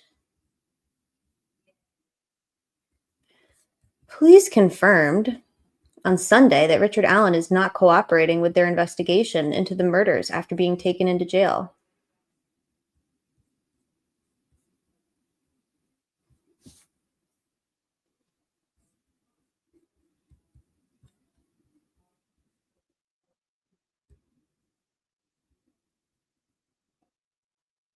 Right. All I says, Rick was transferred to White County after the secret hearing on 10/28. White County only held him while Carroll County arranged safekeeping. Yep. And he should have been granted a safekeeping hearing before he was transferred to White County, because that technically would have been a transfer. And the White County sheriff would have assumed physical custody of Rick. He should have had a safekeeping hearing before that transfer too. And that transfer should have been noted in the record. And it wasn't. Police confirmed on Sunday that Richard Allen is not cooperating with their investigation into the murders after being taken into jail. Original story below. So that's an update issued on October 30th. That's their update. But on the 28th, they said multiple sources indicate a man named Richard Allen was booked into the Carroll County Jail on Friday in connection with the Delphi murder investigation. Allen, 50, has been moved to a state facility for his safety, sources say. Michael, are you in here? Michael. So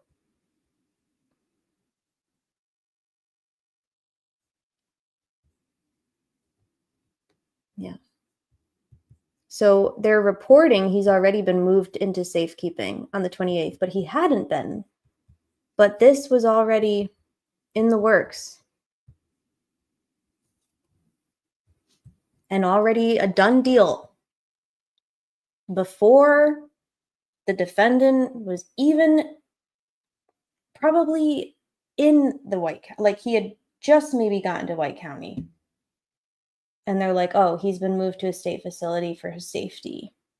But he hadn't been yet. The safekeeping request hadn't even been filed yet. Hadn't even been authored yet by Diener. But they had this arrangement already. That is not okay.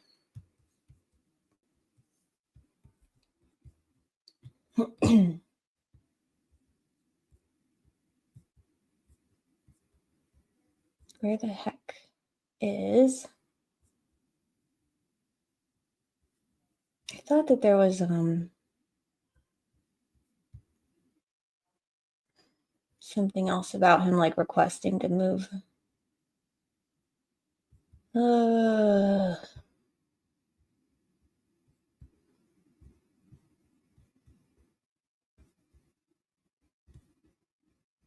Isn't that something, y'all?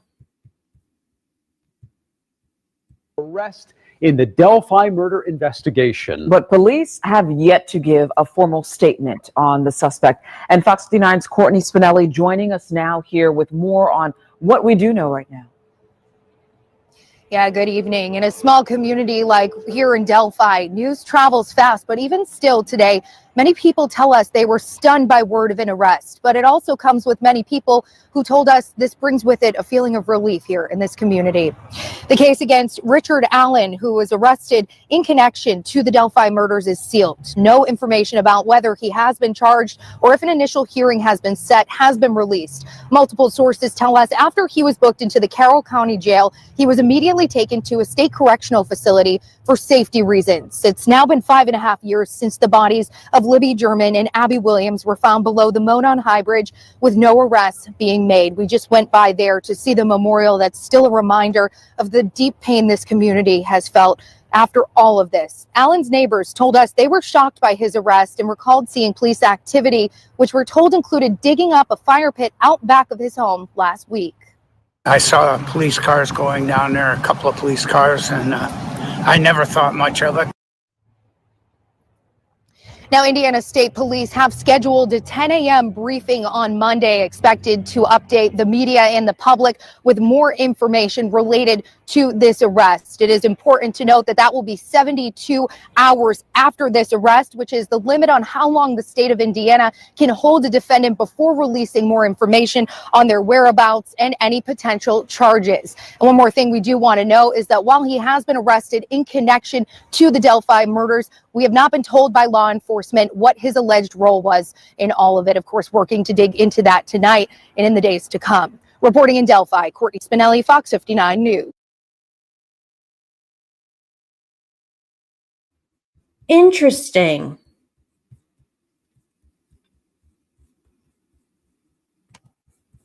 Isn't that interesting?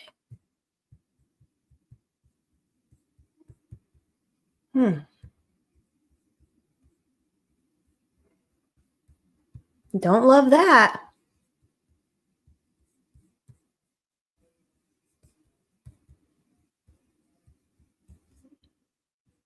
Michael, here's the link.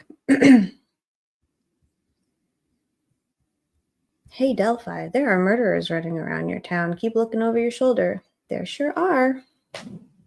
Poor Rick. Yeah. He stopped cooperating. How do you mean? He asked for a lawyer? Did you give him one? Did he have one? I don't know. Who knows? Did he have a lawyer at that initial hearing? I don't know.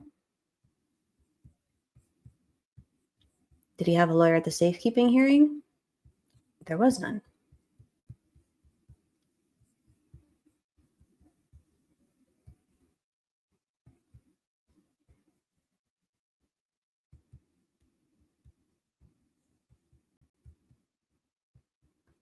This is probably a duh, but all eyes, if you're in here, I know you'll know the answer to this. When did they officially file the PCA?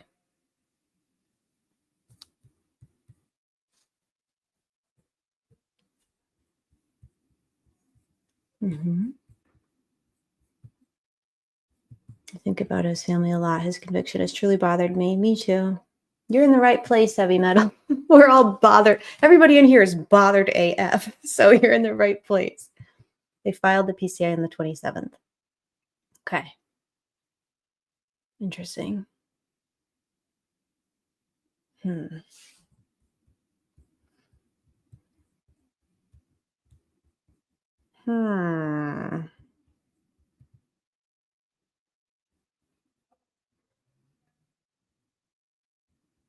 So Fran Gull is appointed on the 4th of November. Rick is in DOC from November 3rd. His attorneys are appointed November 14th. Why did Fran Gull wait 10 days to ensure that the defendant had attorneys?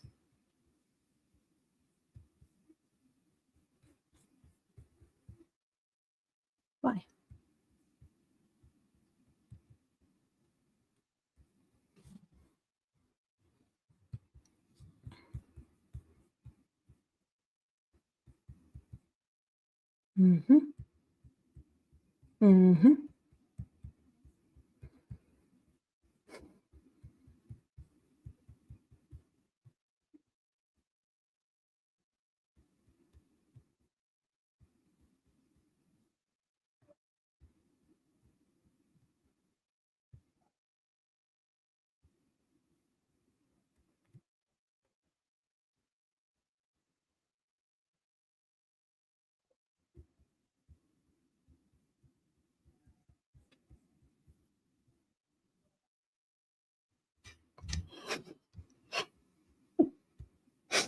The toe.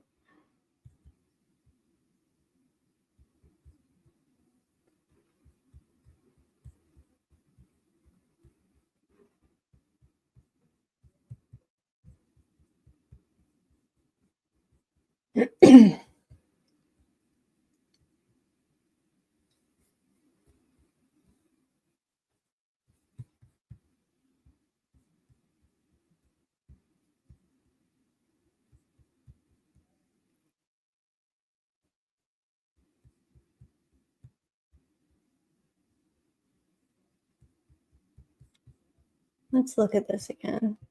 It's been a minute. So we are here. Fran Gull takes over the case. He's in Westville. His letter that he wrote probably, I don't know, before November 1st, finally arrives at the Carroll County Circuit Court on the 9th of November, where he's throwing himself at the mercy of the court. So that letter arrives on the 9th. Frangel still waits 5 days to appoint him attorneys, which, okay, maybe it takes a minute, but I don't know. They have the public hearing on November 22nd. I like this video. We're going to watch it really quick. This is the first public hearing, the first time Brad and Andy speak.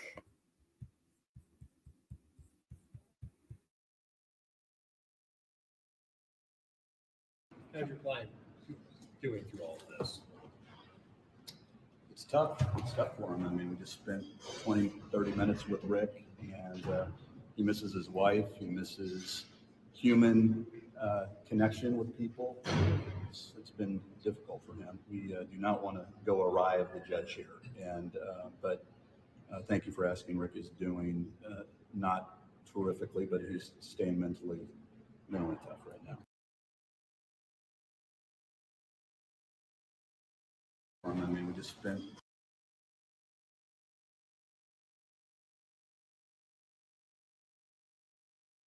He misses human interaction and human connection because he's in fucking solitary confinement. And he's been in solitary confinement. During this interview, he had been there for 3 weeks. That is, how long does the, what is it? Not the Geneva Convention. Is it, what is it? The United Nations? How long does the UN say that someone can, 15 days, anything more than 15 days is torture? He'd been there for 3 weeks at this point, at his first hearing, and he's already deteriorating. He's already not doing great. 20, 30 minutes with Rick, and he misses his wife. He misses human connection with people. It's been difficult for him. We do not want to go awry of the judge here. But thank you for asking. Rick is doing not terrifically, but he's staying mentally tough right now. Do y'all see my baby daddy Max Baker in the background, by the way? Look at that shaggy head of hair.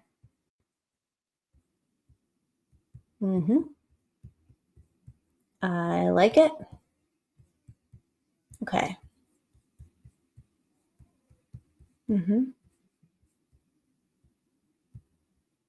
So he's already not doing too good on the very first hearing.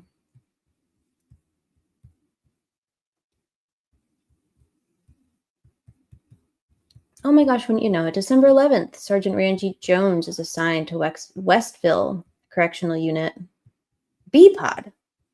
Rick is in A pod. January 1st, 2023, the defense begins to notice Rick's deteriorating physical condition.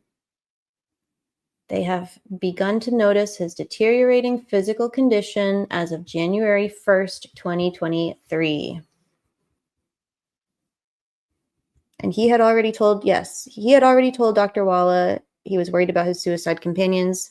By the first hearing, he was being threatened. They were talking to him about his case. Hi, Ashley. They were talking to him about his case. They were asking him questions. They were being inappropriate.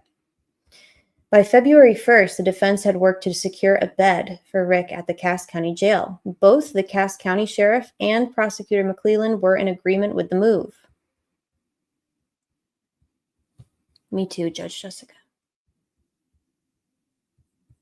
DB says, did y'all see that Luigi's attorney is P. Diddy attorney's wife? I did see that. Yeah. Talk about, yeah. Yeah, I saw that. Crazy. So February 1st, Rosie's scrambling behind the scenes to get Rick out of DOC and get him into Cass County. Baby daddy Max Baker and Rosie had visited Rick around Christmas time, and it was not great. Not a great environment.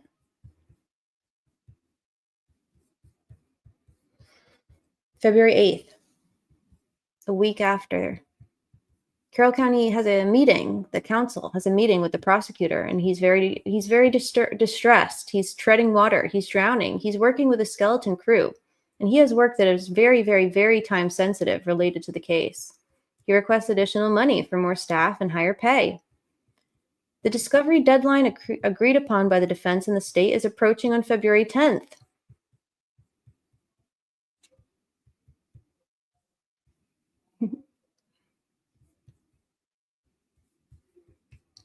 By late February and early March, Sergeant Randy Jones, oh my goodness, he's made acting supervisor of A-Pod, where Rick is being housed. I wonder why they made him acting supervisor of A-Pod. He had just been made supervisor of B-Pod in December. Now, in early March, he is the supervisor of Rick's pod. March 20th, another council meeting. Nick is pleading for more funding or he can't successfully prosecute this case. Why do you need money so bad to prosecute this case, Nick? Who do you have to pay off to do what? What are they going to do for you? Here we go. March 20th, he's like, I need money or else I can't successfully prosecute this case. March 21st, Richard Allen has his first, in my opinion, having never met or assessed Rick ever, and not speaking in a professional capacity, just as a layperson issuing an opinion, I believe Rick was showing symptoms of psychosis here and was having religious delusions. He took God into his heart on the 21st of March.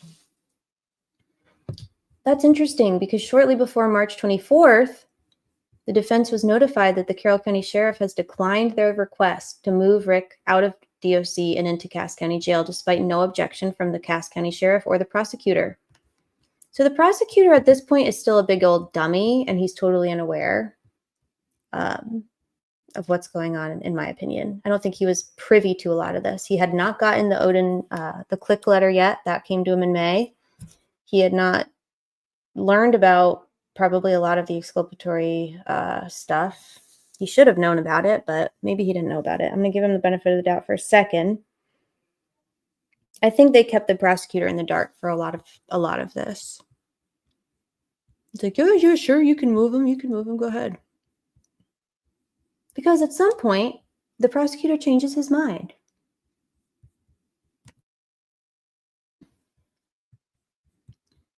March 24th, the defense meets with Mr. Allen at Westville. They give him optimistic news about his case. He was polite and inquisitive. He was thankful.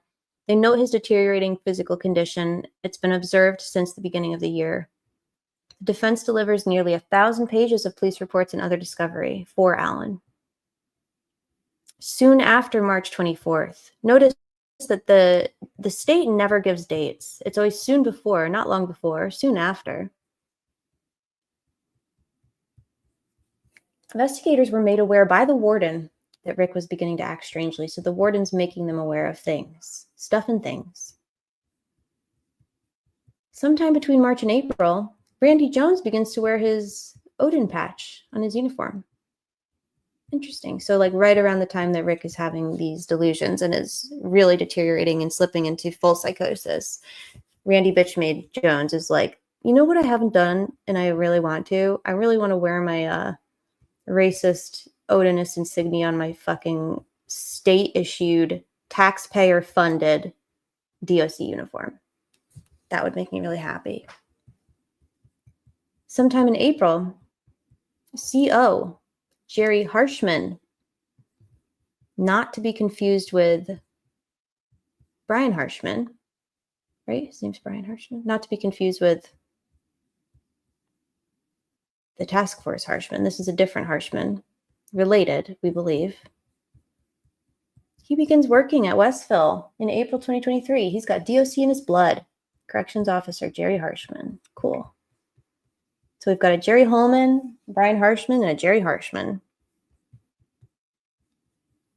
The corrections officer. Jerry, I think I have a DB, are you in here? Probably not.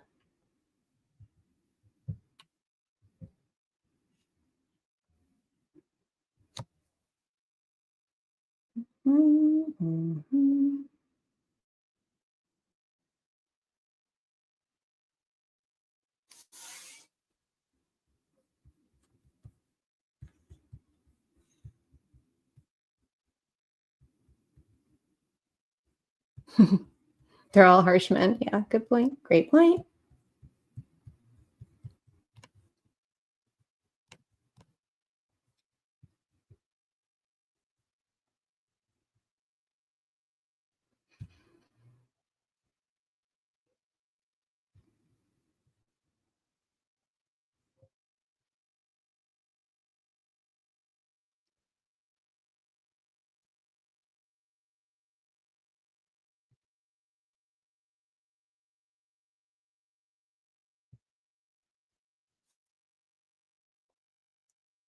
Westville Correctional Facility is proud to announce the promotion of Jerry Harshman to sergeant. Sergeant Harshman started his career with DOC in April 2023. He stated that he was awarded the Rookie of the Quarter in September 2023. He became a full-time something, an FTO, I don't know what that means, in December 2023, and he received a Key Contributor Award in April. He explained that he has DOC in his blood. He's got the DOC bloodlust. His mother worked non-custody for 30 years, and his grandmother and grandfather started working for Beatty Hospital and continued through the switch over to Westville. He's also a volunteer firefighter, and prior to his employment with DOC, he was a lieutenant on the fire department at Cleveland Cliffs Steel Mill in Burns Harbor. What he loves most about working for DOC are the opportunities to learn and grow. From learning on the job, from other staff, to the plethora of training opportunities, there's always something new to learn. Congratulations, Sergeant Harshman, you fucking nerd. Excuse me, I'm sorry.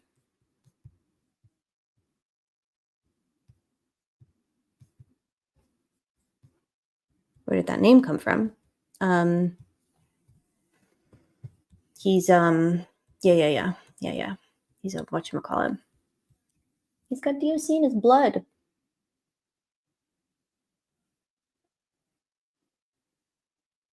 In my blood. No loser.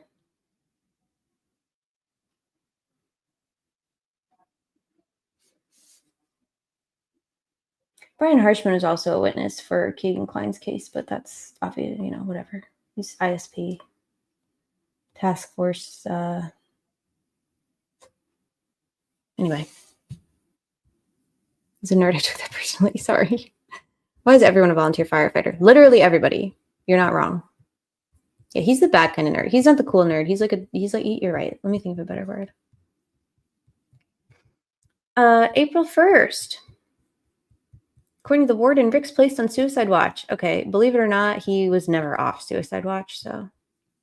Per Galapoo testimony. By April 3rd, the defense had still not, defense documents had still not been given to Rick.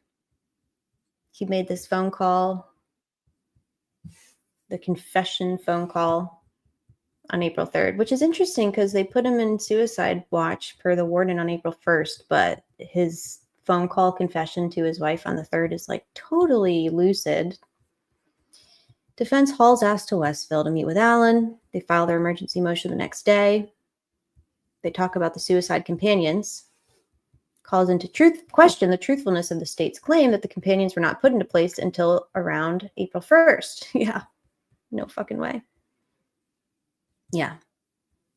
The same day Walla reported that Rick found God, she also reported he was drinking water from the toilet. It was her 3rd or 4th visit from March. Love you, Monica Walla, you fucking evil villainous bitch. Ooh, can't type on this damn phone. Prosecution meets with the warden on the 6th, and the allegations are false. Okay, got it. 10-4. No further questions. If you say so, Galapoo. Yeah, he found God. He was putting his life together. Everybody who finds God and has a new meaning out of life drinks water out of a toilet. He was off suicide watch. Are we sure, though? Because I feel like there were some conflicting, well, I mean, regardless. So they had companions outside his door while he was not officially on suicide watch, which is also problematic. Very problematic. Yeah, totally. Totally. April 11th, he pens a letter. Oh, wait, inmate. This is Baston. Pens a letter to the defense. Corrupt officers and ranking officers are taunting Rick, calling him a kid killer. You have a visit from your family. Your phone is ringing on your tablet. They're threatening to kill him and telling him to kill himself. Postmarked on 4/26, filed on 4/28, but it was dated on the 11th. So this also makes me wonder, were they keeping, you have a visit from your family? Yeah, these absolute evil, diabolical motherfuckers. So does the defense have proof of this? Because the inmate gives the exact date and the name of the guards that were doing it. He says that it's on video. We know that there's no audio, only audio when they want there to be audio. April 12th, Dr. Wall is like always banging his head on his concrete cell wall. Yeah. He was only on a weekly visit in March. Suicide requires daily visits. Yeah, Walla loved to go visit Rick because she was obsessed with him. Walla is obsessed with Rick Allen.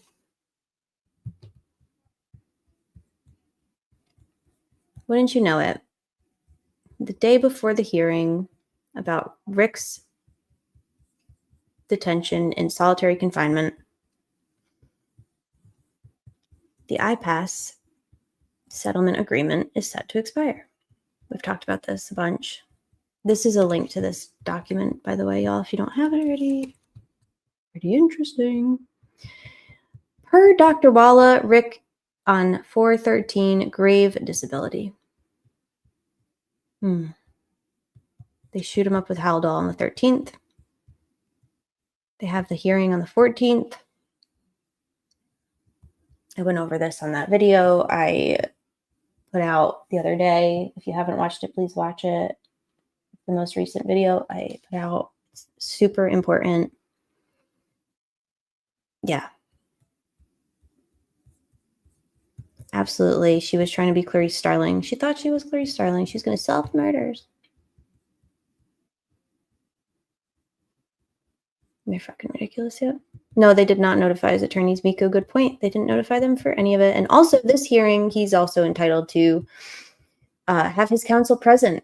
And he's entitled to object to the findings, and he's entitled to a whole bunch of shit. And if he's not if he's not like lucid and well and in his right mind at the time, able to make decisions for himself, then he's entitled to have a representative or healthcare proxy, power of attorney, whatever the fuck there. They didn't do any of that. Judge Cole throws the hot potato, says, it's not my problem. She reaffirms the safekeeping order. FYI, reaffirming the initial safekeeping order is issuing an order on safekeeping. So Judge Cole issued an order on safekeeping on the 14th of April, 2023. Dick McClelland files. All eyes is in here. Dick McClelland files is 3 frantic motions for leave to subpoena third-party records of Rick's Westville mental health records from CVS. Oh, God. Dick McClelland.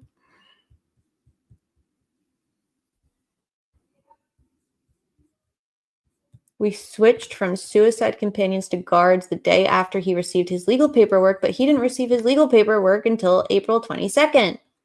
So what the fuck? Galapoo is a liar. That don't make no frickin' sense.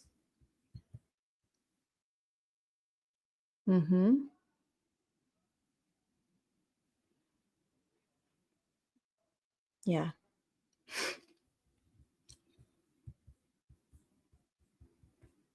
Bizarre behavior. Mullen's like, oh my God, let me go interview Lacey and Jason. They're so credible.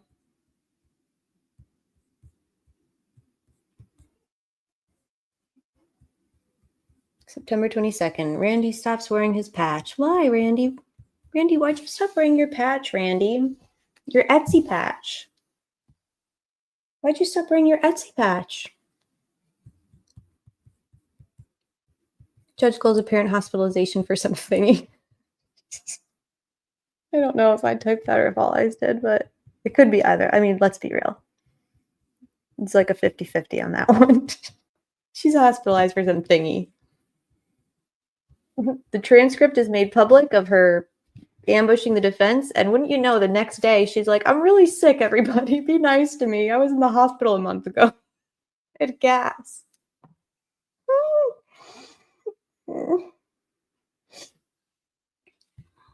She had gas, y'all. Yes, absolutely, Indy Cindy. Totally.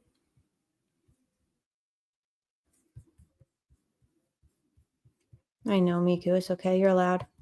Miku said he wasn't supposed to know, but did. Yeah. Absolutely. 100%. Yeah. I love the timeline. Wallace's first mention of Rick getting his discovery was April 4th. Interesting. Which is weird because they would have had to copy all of it. Or maybe they don't copy legal paperwork for each. I don't know. We still can't get an answer about that.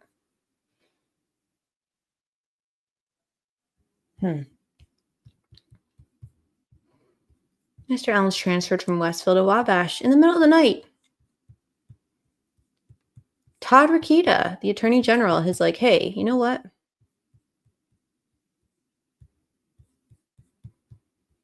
Nope, that's not what I wanted to do.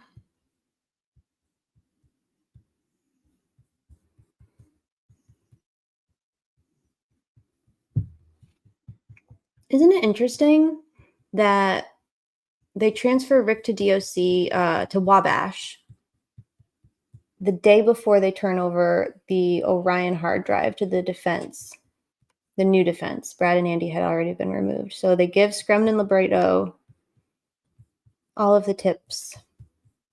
But first, they make sure to move Rick out of Westville. I don't know what that means, but I am certain that it means something. There is meaning to it.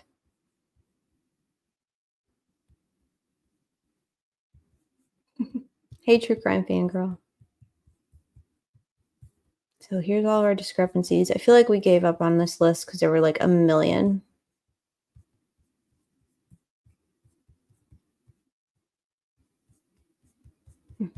Okay. Hot mess, y'all. Scribrato. Screaming Libretto. Where can I see Libretto's full interview? I know that Court TV posted it in 2 separate parts. So they did one in January, right after the defense got reinstated. And then I think Barbara tweeted, I would look on Barbara's Twitter and just search for it because I'm pretty sure they released it in 2 parts. The second part is when they mentioned the fact that something about the casing. So I remember there being 2 different ones. And it's on Court TV's page, I'm pretty sure. You're welcome, my love. Barb said Ricky daughter. TV. Never mind.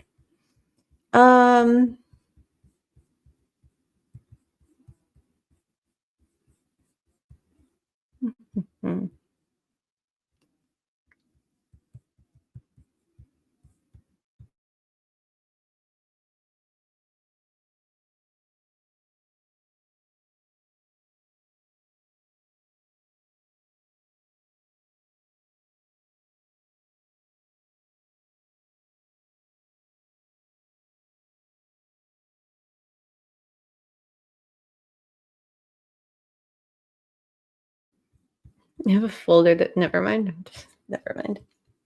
Angela. Okay. That's all I wanted to talk about tonight. Is there anything we didn't talk about that we need to talk about? I'll probably go live on Friday for sentencing. Because she, for some reason, I froze.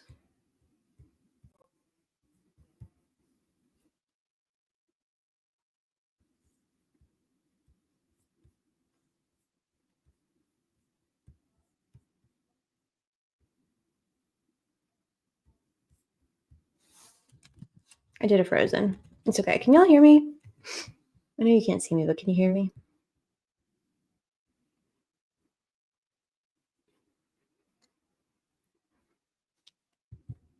The TRC hearing was with Centurion regional directors, not the court. Yeah. Right. But I think DOC policy, so that, all eyes, I think that you actually were the one that found the TRC form thingy. I think I have it here. It says on there. Oh, shit.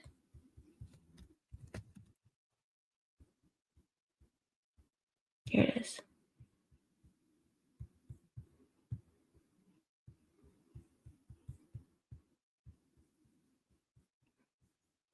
Report of Treatment Review Committee hearing. So basically, this is what a report form would look like after one of those TRC hearings. That stands for Treatment Review Committee, which, by the way, this is like a bare bones report. I think I have to fill out more info for never mind. But so, summary of the hearing and evidence relied upon. Please summarize the evidence for serious mental illness, including the specific psychiatric disorder thought to be present. Okay, pretty self-explanatory here. He's literally eating feces, banging his head, having delusions, and getting emergent shots of Haldol. Please explain why the psychiatrist believes that the recommended medication is in the patient's best interest, including specific goals. Okay. Yeah, exactly, Miku. Exactly. Please summarize the evidence for grave disability, which, by the way, remember, that is a legal standard we covered in the video I put out last week. This is a legal standard of severity of illness. And Walla diagnosed him as gravely disabled on April 13th. Yeah, Jer is doing a shadow ban on my YouTube, I'm pretty sure, because nobody's getting notifications. And also, I posted a community post, and it got 0 likes in 3 days. That's crazy. Y'all like all my stuff. Always. So I don't think that my stuff's getting sent out, which, whatever. Jer gonna Jer. Okay. Back to this. So summarize the evidence for grave disability, severe deterioration in routine functioning, or the likelihood of serious harm to self, others, or property of others. Please describe what other interventions might serve to treat this patient. Look, copy 1, patient. Yeah, bet not. Patient comments. Wait a minute. The patient is allowed to comment? The patient has input?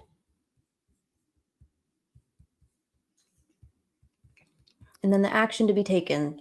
Treatment Review Committee concurs with involuntary administration of psychotropic medication, or Treatment Review Committee does not concur with involuntary administration of psychotropic medication. Well, we know that they did concur, even though Nick lied and said they didn't. Basis for decision. All of the factors are present. The committed person suffers from a mental illness or mental disorder. We know that that was the case. The medication is in the medical interest of the committed person. Probably so. The committed person is either gravely disabled, well, Walla diagnosed him as that, or he possesses a likelihood of serious harm to self or others. As a result of mental illness, one or more of the following determinations has been made. Sorry, I'm going too fast. The committed person is in danger of serious physical harm resulting from his failure to provide for his essential human needs of health and safety. The committed person manifests serious deterioration in routine functioning, evidenced by repeated and escalating loss of cognitive or volitional control over his actions, by which is likely to jeopardize his health and safety. A substantial risk exists that physical harm will be inflicted by the committed person upon himself, as evidenced, among other things, by threats or attempts to commit suicide or inflict physical harm on himself. Substantial risk exists that physical harm will be inflicted, as evidenced by behavior which has caused harm, which places another person or persons in reasonable fear of sustaining harm. Signature of chairperson. Signature of member. Notice. Are y'all with me? Ready? Notice. The patient has the right to appeal this decision The patient has the right to appeal this decision to the Indiana Department of Corrections Chief Medical Officer by filing a written appeal with the chairperson of the Treatment Review Committee within 5 days of receipt of this report. So is Rick gravely disabled? Is he or isn't he? Is he able to file a written report within 5 days? No, which is why it'd be really important that his lawyer would be there. And they were not notified. Signature of employee serving copy to committed person. Okay. So he also is gets serviced. They serve that on him officially. I bet that also did not happen. Man.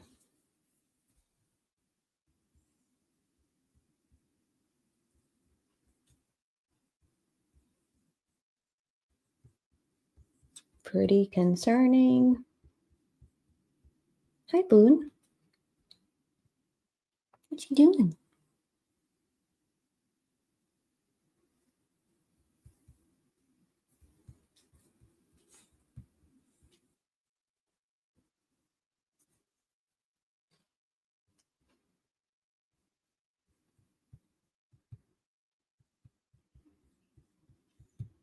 I did a Frozen again.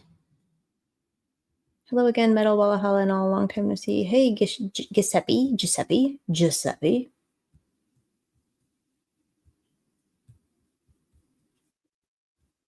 Knowing this case, they gave it to Nick. Yep. I didn't see your community post. Damn. I don't know why it's doing a shadow ban. I took a break. Yeah, that's true. It does punish you for that. They're like, no self-care. I don't know when my earbuds died. I just remembered I was listening. There was nothing on. I do that a lot.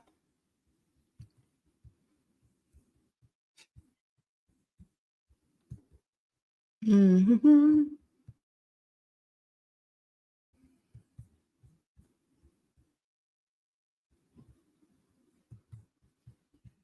I pronounced it right. Awesome. I'm frozen.